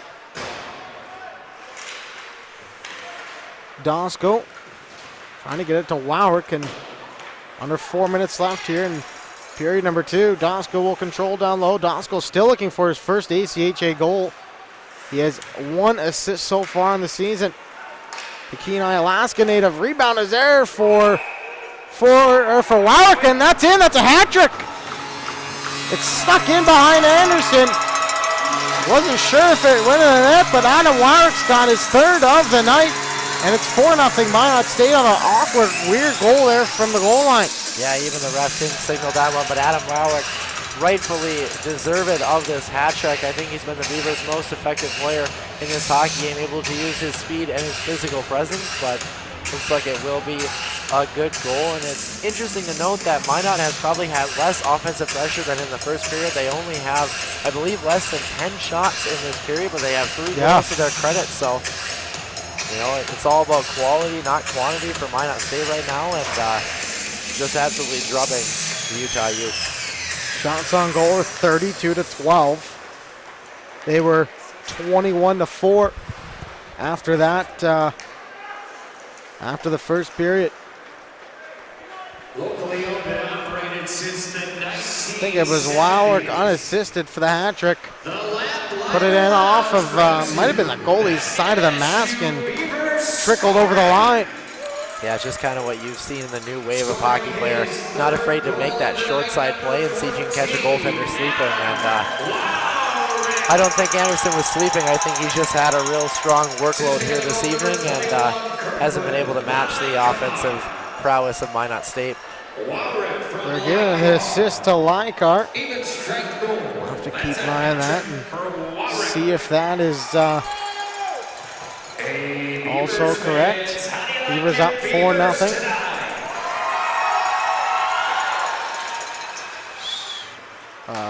Wheeler couldn't get into the zone, and Jerome had a breakaway, and the Utes were offside at the line, and they're not happy with that call. Yeah, you can hear their bench all the way up here say no way. And that's the nice way of putting it, taking out a couple of expletives in the middle of that one. But rightfully so. I mean, if you're Utah, you're just looking for any sort of spark to get back in this hockey game. Obviously, going into the third period down 3 instead of 4 makes a world of difference, but Minot State catching a break. Robertson had his back turned, and he couldn't connect on the pass now. Yeah, you just look, even that zone entry for Utah is just so disjointed, not able to establish any sort of flow. Swedlow gallops his way into the office zone. Nice move to get around him. Shot that one from his back end and couldn't connect. Yeah, almost, on the chance. almost was the classic hip check there too. Yeah. So really nice defensive play and a good offensive move all around. Robertson has stood up at the line there by Dix. And one of the pieces from the stick, comes off of the end there, and Dix controls, gets it over the line, slap shots it into the Beaver zone. Yeah, Dix is one of the few names for Utah that you have called quite a bit. Yeah. Right, I think he's been one of the few bright spots in this lineup on the back end. Touch pass up for Cochran. Cochran toe drags his way in, and he dekes, and he couldn't put it home in the backhand. Sheldon up front for Cochran again. He put it just wide. Here's Eric Soar from the point, goes across. Held in by Poirier. Poirier head up, that's blocked. Lykar couldn't control, and he's going to be hooked down. I thought that was a trip there for Poirier. He's got away with a couple tonight so far. Yeah, you can absolutely understand the frustration of this Utah team as they're I think they probably could have earned about 1 or 2 more power plays in this game, but again, that's why we're up here and not wearing the stripes. Not a job I would envy, that's for sure. Poirier got hit after the play, and he's still down. Slow to get up. Looks like he's laboring maybe that left leg. Yeah, maybe that knee or ankle area there. He's on his own power, but he's hobbled here. His right leg, no pressure on his Ensing. Stapled him into the boards, and hopefully he just maybe got it wrapped under him and caught a bit of a stinger there. Boy, the Beavers already without Wade Johannesson on the back end, and you know, the Beavers just can't catch a break here on the injury bunk. Just as they got healthy heading into Chicago, they came back and played those 3 games, and boom, you got 4 injuries now. So yeah, absolutely. But the adversity does mold boys into men. Actually, last year, that's where we saw Dylan Johnson have to move to the back end in order because of those injuries, and because of that, he's grown so much as a player, and you never know. One man's injury could be another opportunity, but of course, you never like to see that if you're the hometown fan. 33 seconds left in period number 2. The Beavers lead 4-0 on Adam Warwick's hat trick, and he's up to 12 goals on the season. The next closest is Joel Swedler with 8. McCarthy gets into the zone, steered aside by Anfritz. Rebound is there, that's blocked by Johnson. Under 10 seconds left in period number 2. Johnson will control, goes D to D for Soar. And Soar will control, chips it out of the zone, and you know, the Utes are starting to run around a little bit now, getting a little bit frustrated now, and even some extracurriculars out Soar after points the up here. to the scoreboard, and the Utes will go to the left, and the Beavers will head down the tunnel, and that will be it after 2. The Beavers lead 4-0 out, shooting the Utes 32-13. We'll be back for the First International Bank and Trust intermission report for the second period. We'll have some more NHL talk, and we'll talk about Adam Warwick's offensive breakout season in his junior year. You're listening to Beavers Hockey on the Prostlye Production Network.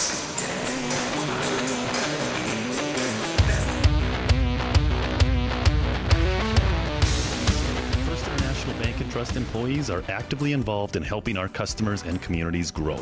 This is Kevin Vigestead from First International Bank and Trust, member FDIC, equal housing lender.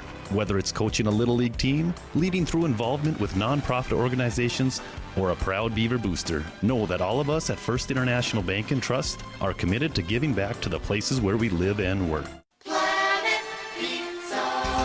Systems go for lunch. Frequent supper time's a crunch. T-minus now, it's time for Planet Pizza. With lots of space for fun, there's room for everyone. Don't be an alien to Planet Pizza. Space for fun. Planet Pizza. I love Planet Pizza. Planet Pizza.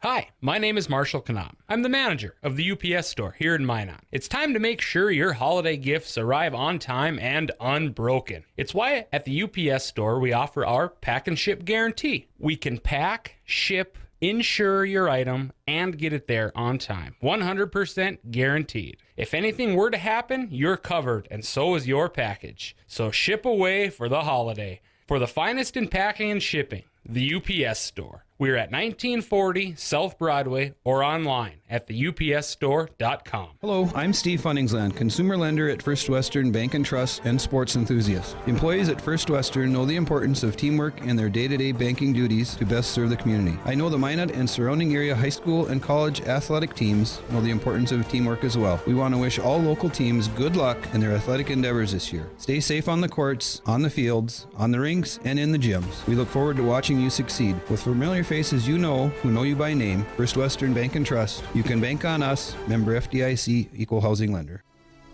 ProStyleProduction.com. This presentation on the ProStyle Production Broadcast Network has been made possible by IMM, Minot's Finest Collision Center, Premier Chiropractic, Ralph's Plumbing and Heating, Souris Valley Dental, Qdoba Mexican Grill, Thrifty White Drug, Duffy's Hockey and Sports, Buffalo Wild Wings, Vibetta Orthodontics, Bremer Bank, Minot Hockey Boosters, the UPS Store, Planet Pizza, First International Bank and Trust, Tecta America Dakotas, Elevation, First Western Bank and Trust, and ProStyle Production DJ Services. Stay up to date with the ProStyle Production Broadcast Network at ProStyleProduction.com.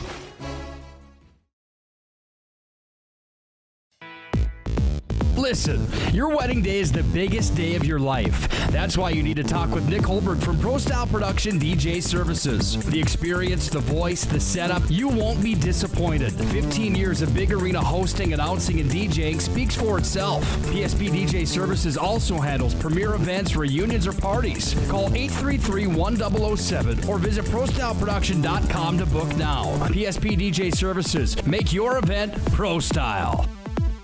At Premier Chiropractic, we are dedicated to achieving the best results possible for our patients through the most cutting-edge advances in natural healthcare today. Improving movement, function, and health, improving life. Call to schedule your appointment today.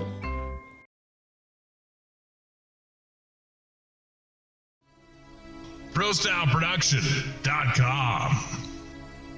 This presentation on the ProStyle Production Broadcast Network has been made possible by IMM, Minot's Finest Collision Center, Premier Chiropractic, Ralph's Plumbing and Heating, Souris Valley Dental, Qdoba Mexican Grill, Thrifty White Drug, Duffy's Hockey and Sports, Buffalo Wild Wings, Vibetta Orthodontics, Bremer Bank, Minot Hockey Boosters, the UPS Store, Planet Pizza, First International Bank and Trust, Tecta America Dakotas, Elevation, First Western Bank and Trust, and ProStyle Production DJ Services.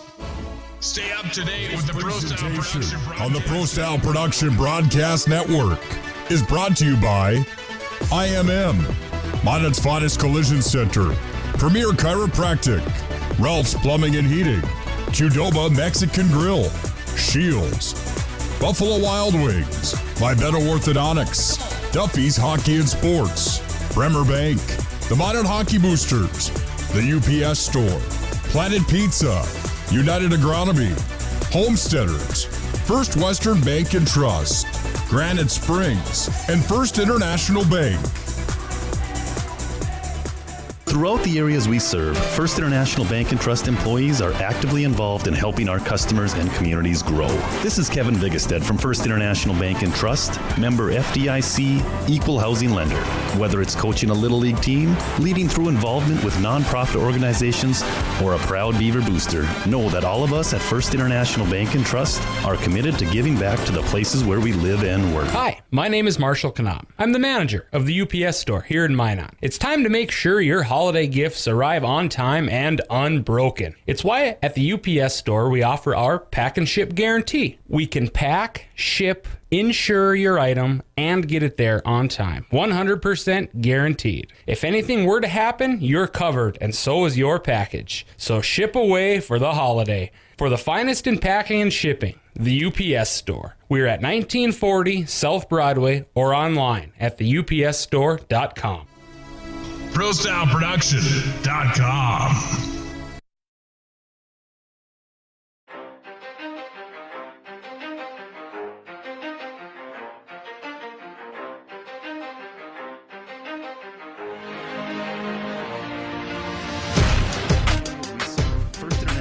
Bank and Trust employees are actively involved in helping our customers and communities grow.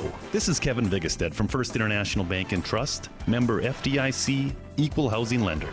Whether it's coaching a Little League team, leading through involvement with nonprofit organizations, or a proud Beaver booster, know that all of us at First International Bank and Trust are committed to giving back to the places where we live and work.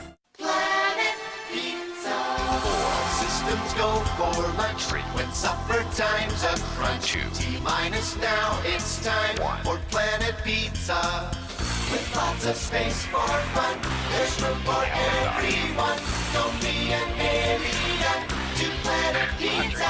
Space for fun. Planet Pizza. I love space. Planet Pizza. Hi, my name is Marshall Kanam. I'm the manager of the UPS store here in Minot. It's time to make sure your holiday gifts arrive on time and unbroken. It's why at the UPS store we offer our pack and ship guarantee. We can pack, ship, insure your item, and get it there on time. 100% guaranteed. If anything were to happen, you're covered, and so is your package. So ship away for the holiday. For the finest in packing and shipping, the UPS store. We're at 1940 South Broadway or online at theupsstore.com. Hello, I'm Steve Funningsland, consumer lender at First Western Bank and Trust and sports enthusiast. Employees at First Western know the importance of teamwork in their day-to-day banking duties to best serve the community. I know the Minot and surrounding area high school and college athletic teams know the importance of teamwork as well. We want to wish all local teams good luck in their athletic endeavors this year. Stay safe on the courts, on the fields, on the rinks, and in the gyms. We look forward to watching you succeed. With familiar faces you know, who know you by name, First Western Bank and Trust, you can bank on us, member FDIC, equal housing lender. ProStyleProduction.com. This presentation on the ProStyle Production Broadcast Network has been made possible by IMM, Minot's Finest Collision Center, Premier Chiropractic, Ralph's Plumbing and Heating, Souris Valley Dental, Qdoba Mexican Grill, Thrifty White Drug, Duffy's Hockey and Sports, Buffalo Wild Wings, Pimento Orthodontics, Bremer Bank, Minot Hockey Boosters, the UPS Store, Planet Pizza, First International Bank and Trust, Tecta America Dakotas, Elevation, First Western Bank and Trust, and ProStyle Production DJ Services. Stay up to date with the ProStyle Production Broadcast Network at ProStyleProduction.com.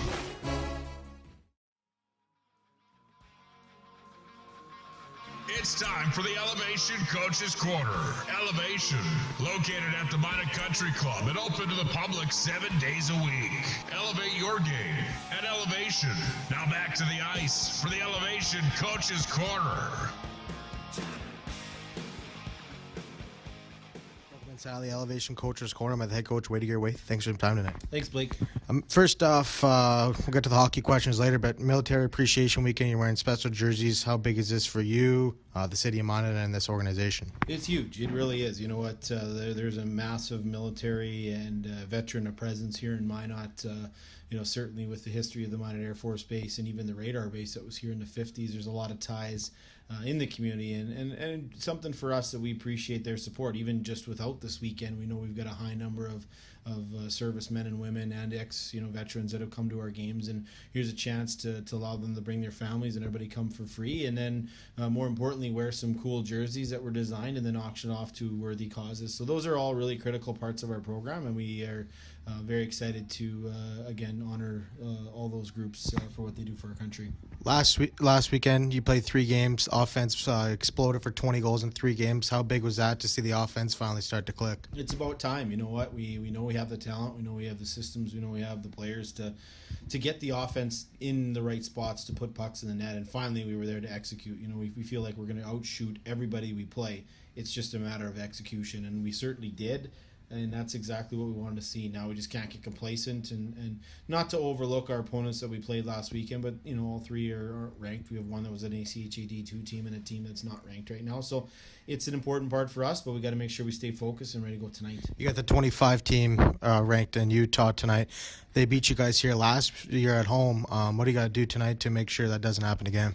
We got to play sound hockey. You know what? They are a very much improved team. This is probably the best Utah team we've faced in their jump from Division One. Last weekend, they had an impressive sweep of a very much improved Colorado State team.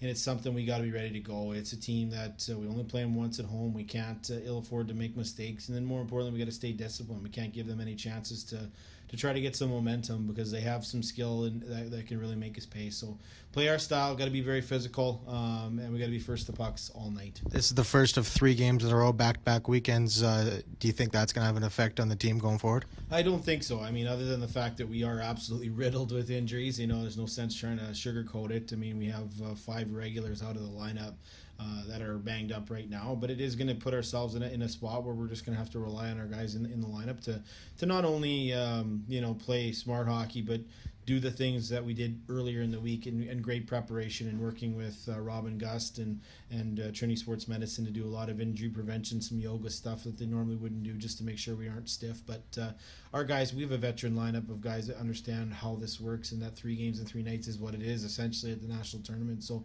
our guys got to stay focused, play our brand, and just play our style.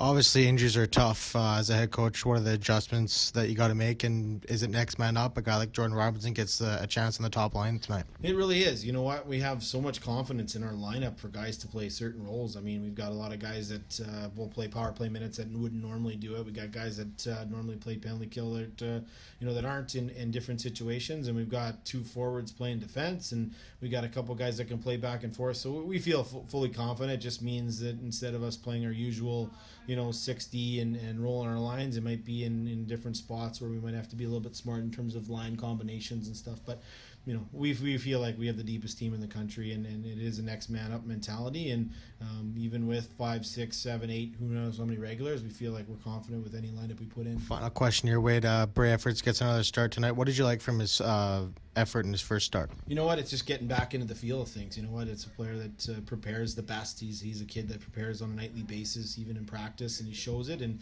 he's one of those kids that certainly earned it. We have 3 number 1 goalies, and we're kind of playing a little bit of musical chairs here. But regardless if it's Bray or Kurtz or Bykowski, whoever we put in goal, we know is full confidence to stand tall for us. Thanks, Wade. Best luck tonight. Thanks, Blake. We return to the Planet Pizza pregame show. Break down the keys to a Beaver victory.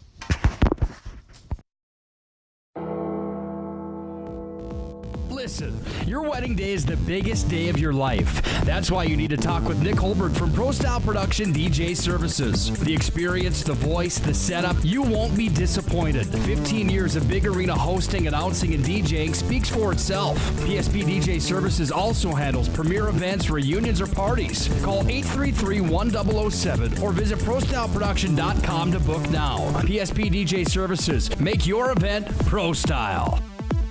At Premier Chiropractic, we are dedicated to achieving the best results possible for our patients through the most cutting-edge advances in natural healthcare today. Improving movement, function, and health, improving life. Call to schedule your appointment today.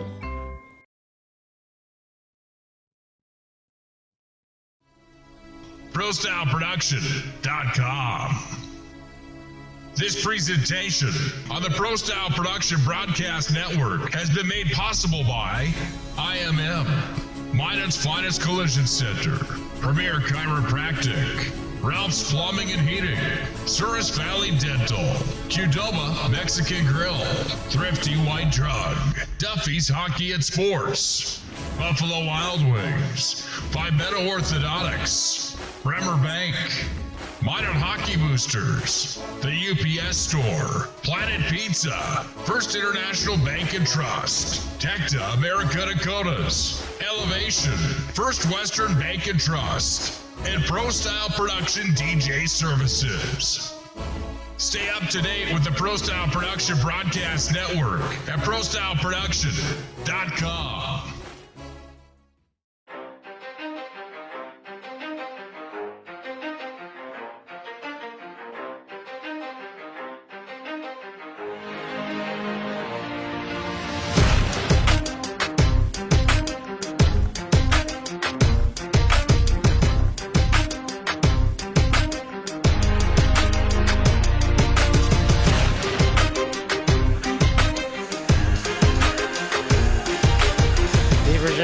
set here to head onto the ice for the third period. They're out shooting the Utes 32-13. Noah, the Beavers get 3 goals in that second period, 2 off the stick of Adam Lark.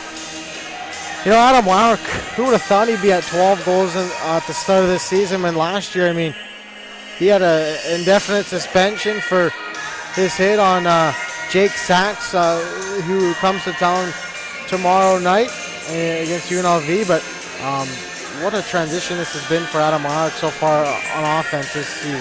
Yeah, absolutely. I think he's a guy who obviously struggled a little bit with,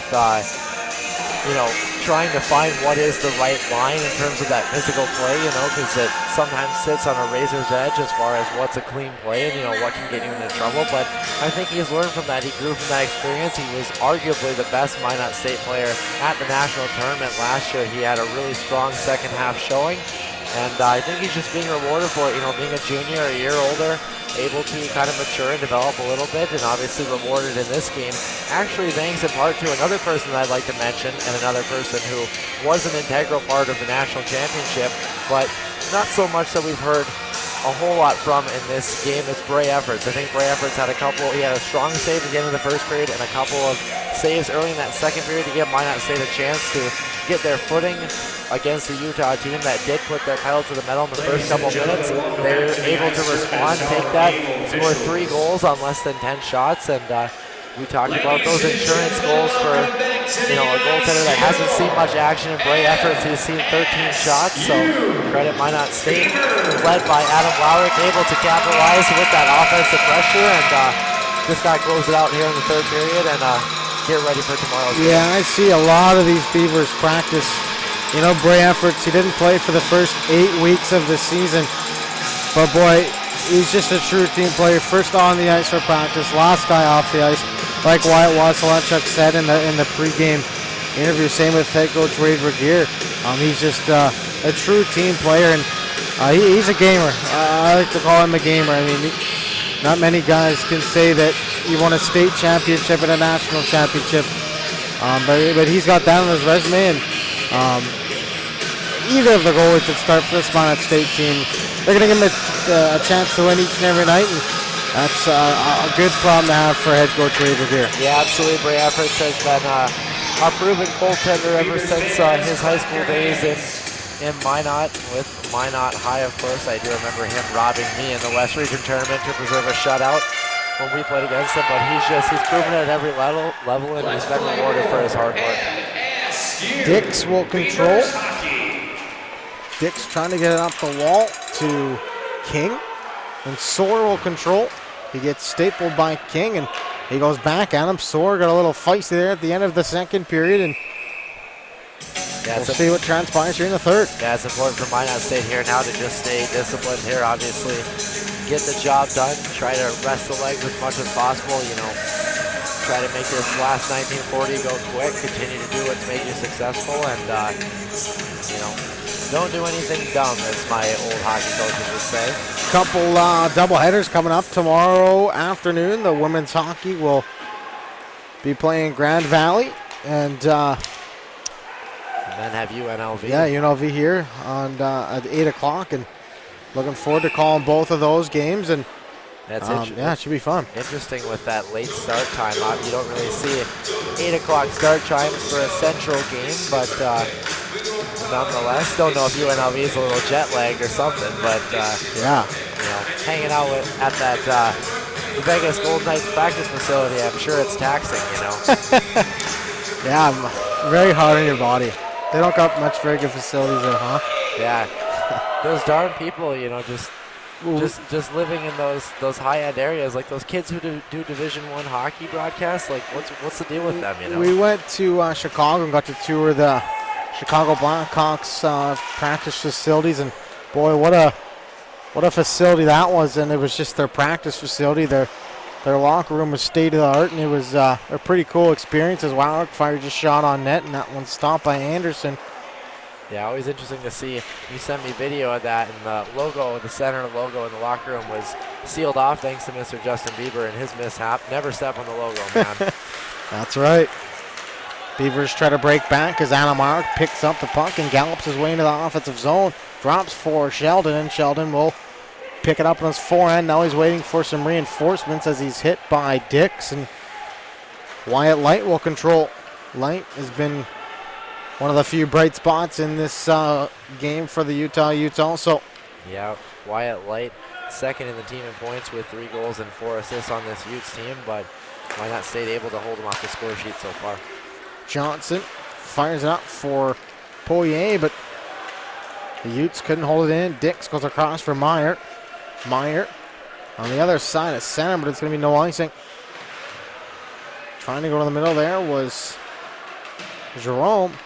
And now it comes back up front, and those are the ones that are tricky a little bit. And the fanned on shots, and it almost snuck by efforts there as a half pass by a Beaver player, and it's going to stay inside the zone. Interesting, a little bit of a sparse crowd here for a Thursday night game. Hopefully a little bit more in attendance as the weekend comes in as they welcome Minot State, number 5 in the national rankings, and UNLV, number 10. Yeah, it should be a great matchup. 2 top 10 teams in the nation. Should be a good one. one. Going at it toe-to-toe. Yeah, and Utah will travel to number 11 Jamestown to finish out their weekend. So a couple of nationally ranked teams in action in the state of North Dakota. Drew Davis Sheldon goes into the down low for line cars. Slap shots getting the crowd going in the student section, and now comes back to the point for Newfelt with a shot. That one went wide. Yeah, slap shot, a couple of t-shirts being handed out down here. College kids will do anything for free clothes. Yeah, absolutely. Or food. I took a free stick of gum from a guy in the media box last week, so. Urch fires a shot. That one goes wide of efforts. Now Drew Carter will pick it up in front of his own zone, but he turns it over. Rebound was there for, that was number 24, Matthew Perry, but he couldn't put the stick on it. Walchuk got hit up high, and his cage rolled up a little bit. Schuster holds it in, chases after it as Dix will pick it up. Now it's fleed out of the zone there by Romero. Dix at the end of a shift bodies Robertson to the ice, and Robertson's right back up on his feet. Now goes to the point. O'Connor looking for a tip from Brett Locke, and it's behind him, and somehow that stays out as Anderson still down. Robertson trying to put it on net. It comes to O'Connor. He dives in, but he can't hold it in. I don't know how Anderson kept that puck. There's been a couple times that the puck's been behind him, and he's got some help from his friends. Yeah, good opportunity for Robertson there. He's had a couple of times where he's actually been tagged in this hockey game, but good resilience, able to get up and go to those hard-nosed areas, and almost rewarded for the Beavers' 5th of the game. Almost too many men there as Warwick went onto the ice a little bit early. Robertson steers out of the zone, and he fouls down his man. That was Dix. Dix shakes his head, and now he's back up on his feet. Oh, there is a penalty coming out. Robertson will go to the box. It's always funny how the referee right in front of the play doesn't call, but it's the back official that catches it, and Robertson is guilty of a hooking penalty. Absolutely, just making sure you're staying disciplined if you're Minot State. It's interesting that you note about that front official never really getting that call. You know, this is why I think that we should teach moms to become officials, because they always got eyes in the back of your head. You know, they'd be on it. You know, they never see everything. They never miss. In fact, speaking of family, I hear you might have family coming to town for the weekend. So. Yeah, parents are coming on Saturday for the day, and I think they're going to come to the UNLV game on Saturday night. Always exciting to see them. I might leave them a pair of tickets, maybe. We'll have to see. See if we can swindle a couple. I'd say they could come in the press box, but it's pretty tight up here as it is. Yeah, they should have extended it by a table or two. Yeah. It's the one thing I don't really like about this facility is the press box is a little too small. Yeah, I will agree with you on that one. Interesting, actually, in St. Cloud, the entire press box is just one long One long seating bar, yeah. Really? It used to be double tiered, but they added seating or tables on either end of the seating instead of just in the center. So they took away that double tiered aspect and just made one long table that extends all the way across. So. It's a pretty small barn, but I would assume that gets pretty loud in there when the Huskies play. Yeah, absolutely. Attendance last weekend was hovering around 4,200, and when that goal horn goes off, it's pretty darn loud. Oh, yeah. Effort steers that into the gauntlet, and we'll hang on. But what are the Huskies ranked right now? They are 38th in the country right now. They're struggling a little bit. They're 1, 2, and 3. They got they split with Northeastern. They tied Bemidji twice, and they tied and lost to Princeton last weekend, which really hurt them in the rankings. So they're at Northern Michigan this weekend for their last non-conference matchup. You mentioned that game against Northeastern. You got to see Tyler Madden kid play. Oh yeah, he had three goals on the weekend. I think he had 5 points total, and yeah, it was kind of a battle between him and Sam Henches, who plays for the Huskies, who's a Minnesota Wild draft pick. Who he had surgery. He's had surgery the past 2 off seasons, and he leads the NCHC in points right now. So yeah, a couple of high quality offenses going to work. That Tyler Madden's pretty good. I'm excited to see what he can bring to the Canucks eventually down the road. But yeah, what a great draft pick that was in the 3rd round a couple years ago. Yeah, absolutely. It just shows highlights the importance of those late round picks, trying to find those diamonds in the rough. Yeah, absolutely. Ensign gets into the zone. 41 seconds left on this kill. O'Connor roughs his man to the board, trying to go back door. Nice play there by Eric Soda. Knocked that one in midair. Going back to the Huskies, it's obviously a big loss when you lose a guy like Ryan Paling. He goes up and plays with the Montreal Canadiens, so that's a huge loss for them. Yeah, absolutely. Actually, the St. Cloud State Huskies have 10 incoming freshmen this year and have to replace 51% of their points from last year. So that's a tough hill to climb. Absolutely. O'Connor trying to poke it loose behind the net. There 10 seconds left in the power play for the Utes, and that will do it. The Beavers are back at full strength. Robertson will head out of the box and go straight to the bench, and the Beavers change all 5 up front as the line comes out. He's going to be with Sheldon and Cochran. Catch pass looking for Sheldon. There was Leichhardt. No icing as Sheldon beats out the icing. Now it comes to Poirier. Poirier leaves it for Cochran. Cochran trying to go into the corner for Leichhardt. Sheldon down to Leichhardt. Leichhardt trying to go for Poirier, and he's stopped by Anderson. Poirier comes in, scored all 4 of his goals, same exact way. Leichhardt of the corner, Poirier sneaking in, and he picked the top corner all 4 times. Just couldn't get it this time. Yeah, absolutely, and maybe that benefits a goaltender like Anderson a little bit, where he does almost overcommit a little bit laterally, and just wasn't able to have enough patience to try to come around and tuck that puck in the back of the net, but obviously a good active offensive defenseman. Poirier controls, and that one almost went in off of the skate of Anderson. Swedlow doing some nifty stick work. Poirier looking to sneak in again. Swedlow will look to hold it in. Now Robertson thought about going down low in the corner to hold it in, and Swedlow reaches down with his glove to stop it along the wall. Swedlow looking to cut in, and he gets hit up high by Najira.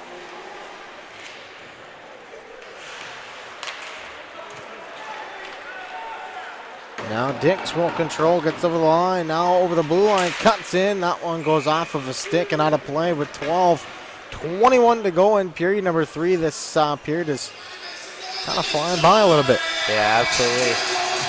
Minot State's done such a good job with active sticks, able to deflect most of the opportunities that have come from the Utah Utes. Shots currently 35-16, and right now it's been all academic for the Minot State Beavers. Neufeld.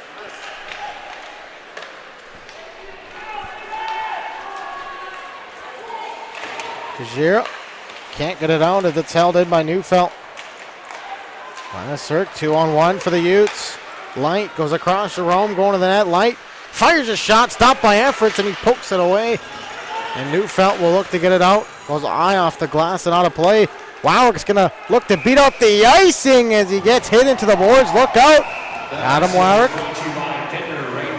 Last year he might have retaliated there, and this year a little bit keeping his emotions in check, and that's what you like to see from head coach Wade Regier. Yeah, it's interesting too. I didn't know if they would call that one off or not. That's where sometimes even the dots is a very dangerous situation as far as. And that's why they have the high, but that should be a penalty, no? I mean, he got hit into the boards there on icing. Yeah, I don't know if Warwick was the one that committed into that hit. It might have been just kind of both guys locked up, and Warwick might have gotten the worst of it. But both teams know worse for the wear. Yeah, it's important for Minot State, like we talked about, with 11:52 to play. Make sure you're playing for your goaltender right now and staying disciplined. Neufeld will look to get it up for Dosko. Dosko couldn't get it out, but Neufeld runs Meyer into the boards.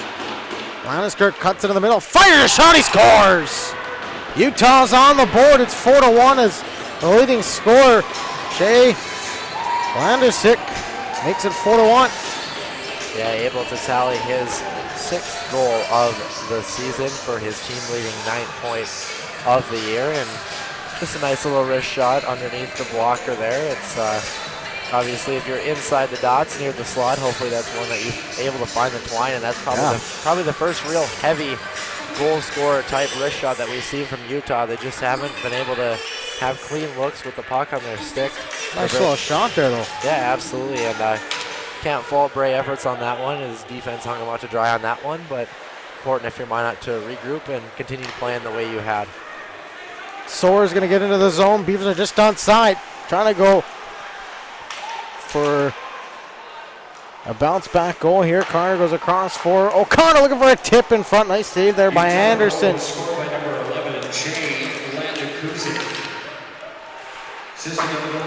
Puck goes high off the glass. Carter couldn't get it out. Jerome will get the assist. Now it comes to Ensign. Ensign as Utah looking to get back within 2. Now it comes to Schuster. Schuster drops for Walchuk. He takes a shot. Easy glove save, and Anderson will hang on.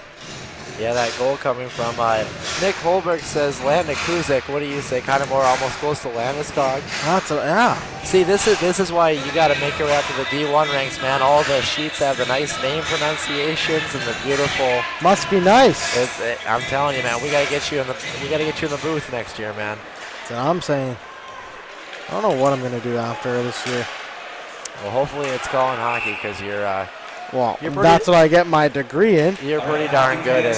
Well, technically you get your degree in broadcasting, so I don't know. I could see you being like maybe a water polo broadcaster. Highly unlikely. I mean, I don't know.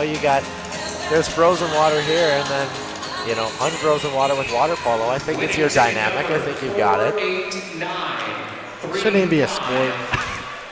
Actually, I mean, water polo is crazy because you don't basically soccer and water. Yeah, but you don't touch the bottom of the pool. Like it's all core all the time. It is swimming. I'm glad you noticed that. Poirier into the zone, drops for Cochran, fires a shot. Rebound is there, trying to backhand it and trying to bank it in actually. And it's going to be Sheldon who holds it in. Johnson there also. Johnson number 76. They made a mistake on his number 16. That's kind of interesting. He was able to pinch and create that opportunity on the second Beavers goal, and I thought it was him, but I was like, 76, a little confusing. Yep. Cochran looking to go back to the point. Poirier spins and tries to hold it in. Najera is going to chip that in the zone, bouncing puck behind that again. Effort steers it across for Lykar. Puck top on it. Puck opt on him there. Efforts is going to steer to side, and the Lykar will try to get it out again. High off of the glass for Sheldon to race after. Sheldon just on side. Now passes to Swedlow. Swedlow going to cut in, and he got hit at the top of the crease there. And now they battle along in the corner. Landeskirk gets away from it. Gets stapled by Bastone, who got hit by Robertson. Jerome over Landeskirk. Nice move there. Backhand. Weak shot. Efforts easily stops that. 9:05 left in period number 3. The Beavers are out shooting the Utes 38-19, they have a 3-goal lead. Yeah, it's interesting though. I think Utah has probably had their best play of this hockey game in this period so far. They've had some pretty decent legs and were rewarded with a nice little goal just a couple minutes ago. But support from Minot State, make sure you're just moving pucks north-south, keeping plays simple, and taking care of business with just over 9 minutes to play. But you've got Mr. Nick Holberg on the tunes here. Yeah. He loves to rock, man. Yeah, sure does.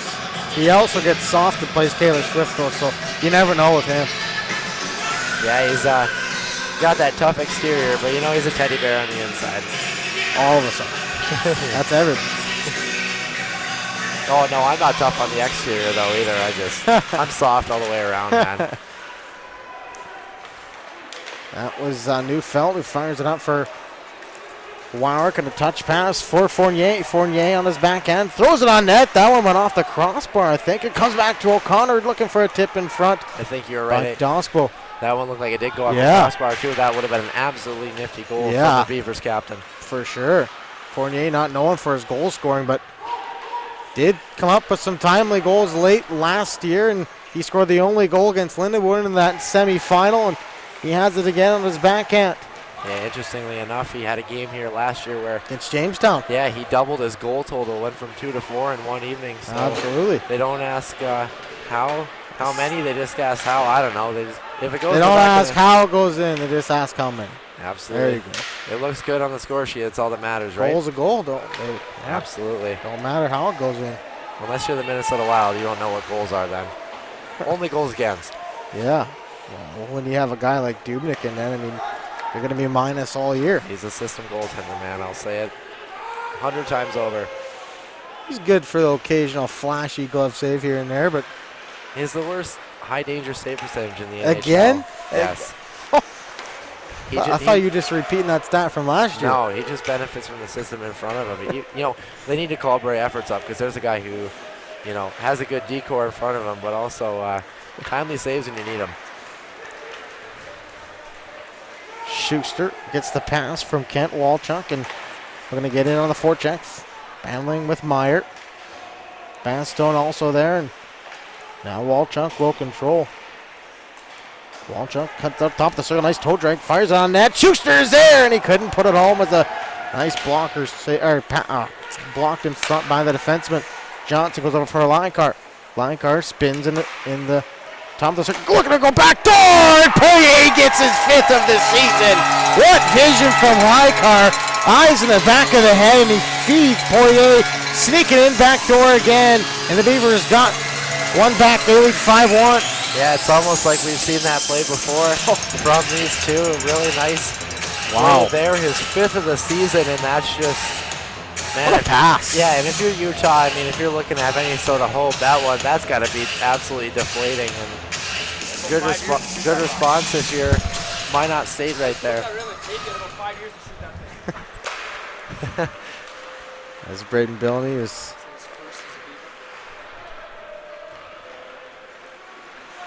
interestingly, Lykar, had Nick Holberg over here asking if it was his first as a Beaver, so we're going to have to get Mr. Holberg the game notes for tomorrow. That is 5th of the season. 5th of the year. Now what a pass there from Lykar. Now he's looking to go back for Sheldon there. Lykar back up to the point for Wheeler. Escapes him, and boy, you know, Lykar just so much patience there. Waits for Poirier to sneak in, and all 5 of his goals have been exactly like that. Sneaking in back door, and the Beavers are 3-on-1 over the line. Lykar trying to go back door for Cochran, and he couldn't put it home. And interesting with Lykar, I was watching him during the warm-up, and he was doing that little drill where, you know, you're flipping and bouncing the puck on your stick and, you know, rolling your stick over and stuff. And, like, he was so calm with it. He did it for 2 minutes to the beat of the music that was in warm-ups. Like, you can't, that just shows you just have to work on that skill development, those hands all the time to become a player like Lykar is. Absolutely, for sure. Light carries it into the Beavers zone. Looking for a shot on net. Light fires that into the corner. O'Connor is there, and Romero steers it to the other side. Light hits Rhett Locke up high. Nice Cirque fires a shot, one wide, rebound there behind the net. Trying to go up front there, Romero. Looked like that was batted down with a high stick, and Efforts is just gonna. Interesting, I don't think that puck was ever covered. Or maybe it was. No, I don't think it ever was. A little bit of a quick whistle there, but I suppose with 5:19 in a 5-1 hockey game, referees might be privy to blowing that whistle a bit early and just kind of moving on. And how was the drive down here? How was the drive? Actually, the weather was all right. As you can hear, the biggest thing I was worried about on the drive down was my voice. As you can tell, I sound a little bit under the weather. I lost my voice on Tuesday. Working 4 games in about 30 hours. Not too long. We got ago, what? So We got 5 games in what's 3 days? 3 days, 72. I don't. 50. You're the math guy, man. 48 plus 24. That would be 50. I don't know. 70. I don't know. 72. We'll go with 72. You want to go with 56, maybe 48. 48 plus 24. I don't know. Math is hard, man. It is. I'm in college algebra right now, and it's not fun every day except Thursday at 9 a.m. Yeah, because I'm hoping Nicole and Brad Friars aren't listening at home, just with their head. It's bad. Buried in their hands. I'm passing the class, so that's great news. Okay, but are you passing, or are you like passing like with good? Like, is it a D or a it's C? Like it's like a 76 right now. So a C. So a C. I mean, boy. Hey, C's get degrees too, buddy. Yeah. Just always remember that. Yeah. Except if you're in grad school. I don't know if that'll fly. No, you have to actually get 83s in every single assignment or thing that you do in grad school. Yeah, grad school ain't for me then. but hey, those 76s will get you that water polo degree. That's for sure. There you go. Jerome chips into the zone, trying to get around Poirier, and we're under 5 minutes left in the third period here, and Beavers are up comfortably, 5-1, and Cochrane has some open ice. 4-on-4 hockey here, and Cochrane cuts to the middle, looking to shoot across the green. That is stop in front, and Landeskirk gallops his way into the zone, trying to get around Blancar, and Cochrane's ahead of the play. Blancar couldn't connect on it as Meyer intercepted. Here's Dix, will control. Gets into the zone now. Top of the circle, fires a shot. Efforts pops down to the butterfly, makes the save, and he'll hang on with 4:09 left in the third period. Yeah, Minot State looking ahead, of course, as we mentioned, 8 o'clock start time Yeah. tomorrow against UNLV, who is a high-powered opponent in and of themselves. They're a team that's put together a really good program. I mean, you got to give them credit. The past couple of years, they've been able to find their way, moving to the ACHA Division I ranks, and should be a tough test tomorrow.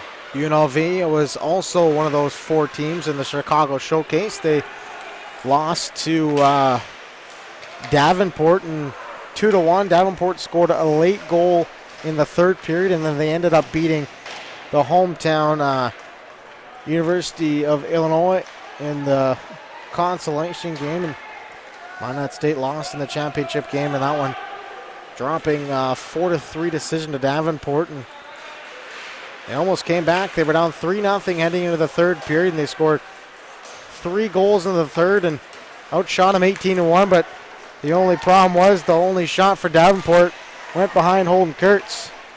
Yeah, it's nice to see. If you're Minot State in this game in the second period, they had 9 shots and were able to capitalize on 3. So wraparound chance there for Sheldon. And Anderson was caught out of his net and got back in the nick of time. yeah, just wasn't able to curl his hands around there. That wraparound's always tough because you never know if that goaltender is going to seal that post right away, or if you're able to have a little bit more time than you think and take that extra step to tuck it around. But a good opportunity and good awareness. Dix will control in his own zone, fires it out for the captain, King. King turns it over. Here's Kent Walchuk. Kent Walchuk trying to go up front for Carter, goes back to the point. Eric Soar fires a shot, and Walchuk will control in his backhand. Yeah, this fourth line here, Walchuk, Schuster, we're going to get a call on that one. I believe it's going to be Kent Walchuk there, but this fourth line has played a solid effort, really getting the offense started, but Kent Walchuk's going to be guilty here with 2:20 left in the game. You don't like to see hits like that right in the numbers. Those are dangerous plays offside at the line. And Ken Walchuk's not, as we get some extra. Not a dirty player at all. Not a dirty player by any means. Absolute beauty of a person off the ice. And Eric, I think it's Eric Soares into it again, along with Robertson. It's actually interesting enough. If you're looking for a little tidbit about how I ended up at St. Cloud State, I won't mention her by name, but Ken Walchuk's significant other is actually in the graduate program in my department at St. Cloud State, and was actually able to tell me a little bit about the program, was able to essentially set me up and help me with the decision to end up at St. Cloud State. So I'll blame her for you ditching me there. Absolutely. It's all her fault. You write an angry letter, I'll deliver it in person. I see her every day. So, but no, herself and Ken, just two phenomenal people. And I wouldn't be surprised if maybe that's a 5. Yeah, interesting to see with 2:16 left in this hockey game if it's one of those things where the officials maybe saw that they're a little damage control. Yeah. Or don't know if there was an injury on the play. Maybe the officials are just trying to kind of get out of here, and everything is all academic here, 5-1 score. But for now, I believe Ken Walchuk is in the box, so maybe a 2 and a 10 or something. I guess we'll see. Looks like Wader here is going to get the explanation here. We will let the refs figure this out. We'll take a break here. You're listening to Beavers Hockey on the Prostlye Production Network.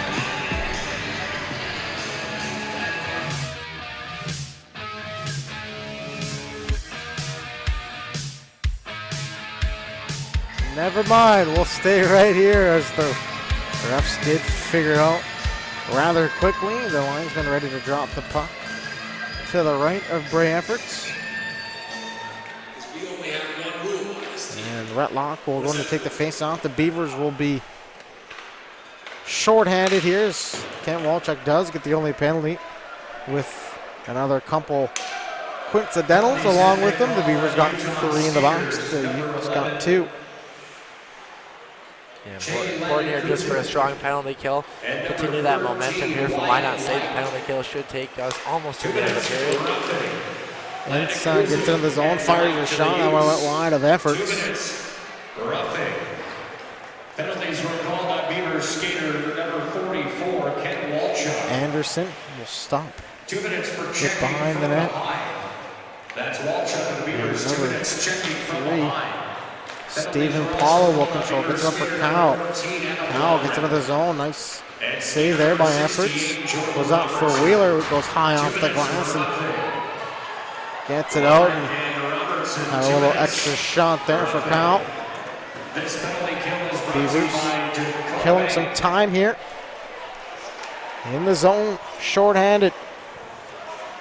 Drew Carter doing a good job, as he always does in this penalty kill. First one on it in the corner. Now he's just going to leave it along the wall, and the Beavers are 1 minute away from improving to 9-1-2 on the season. Their only loss in regulation was that Davenport game, and of course the 2 overtime losses to Jamestown earlier in the season. There, easy save for Efforts. He hangs on with 40 seconds left in the third period.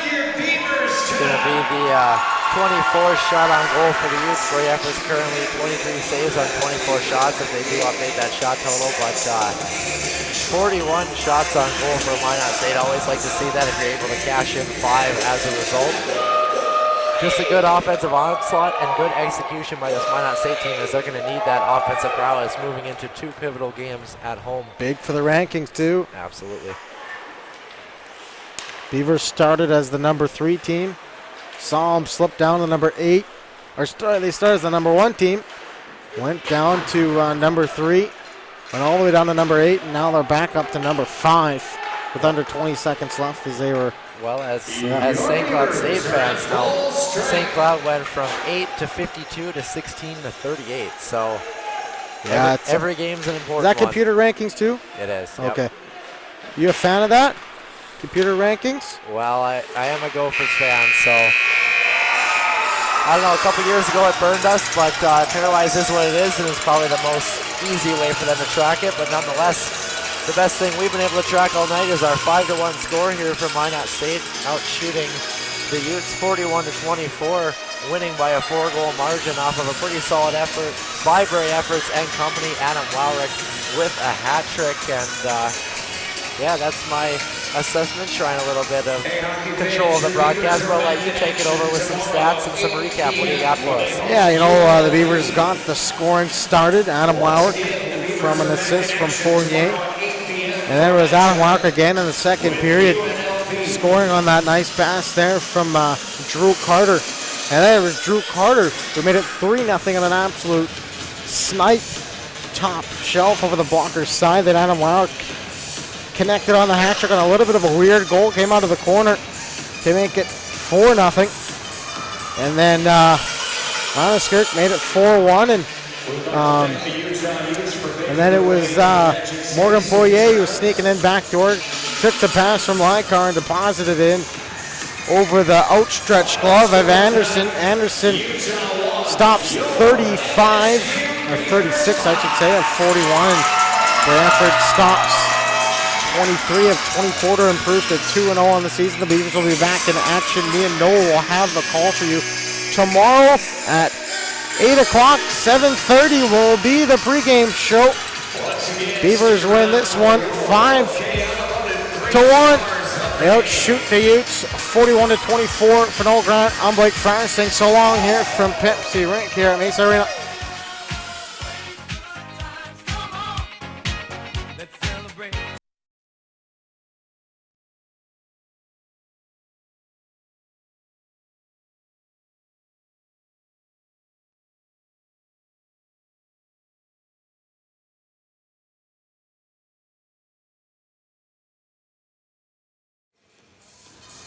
Third star of the game for the Beavers with 1 goal tonight. Number 37, Morgan Poirier.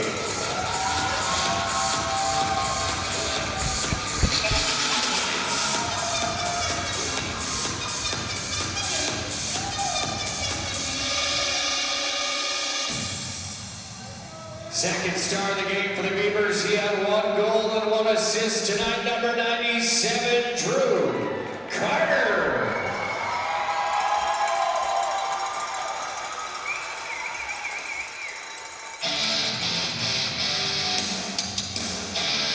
And your number 1 star of the game for your Beavers with the hat trick tonight,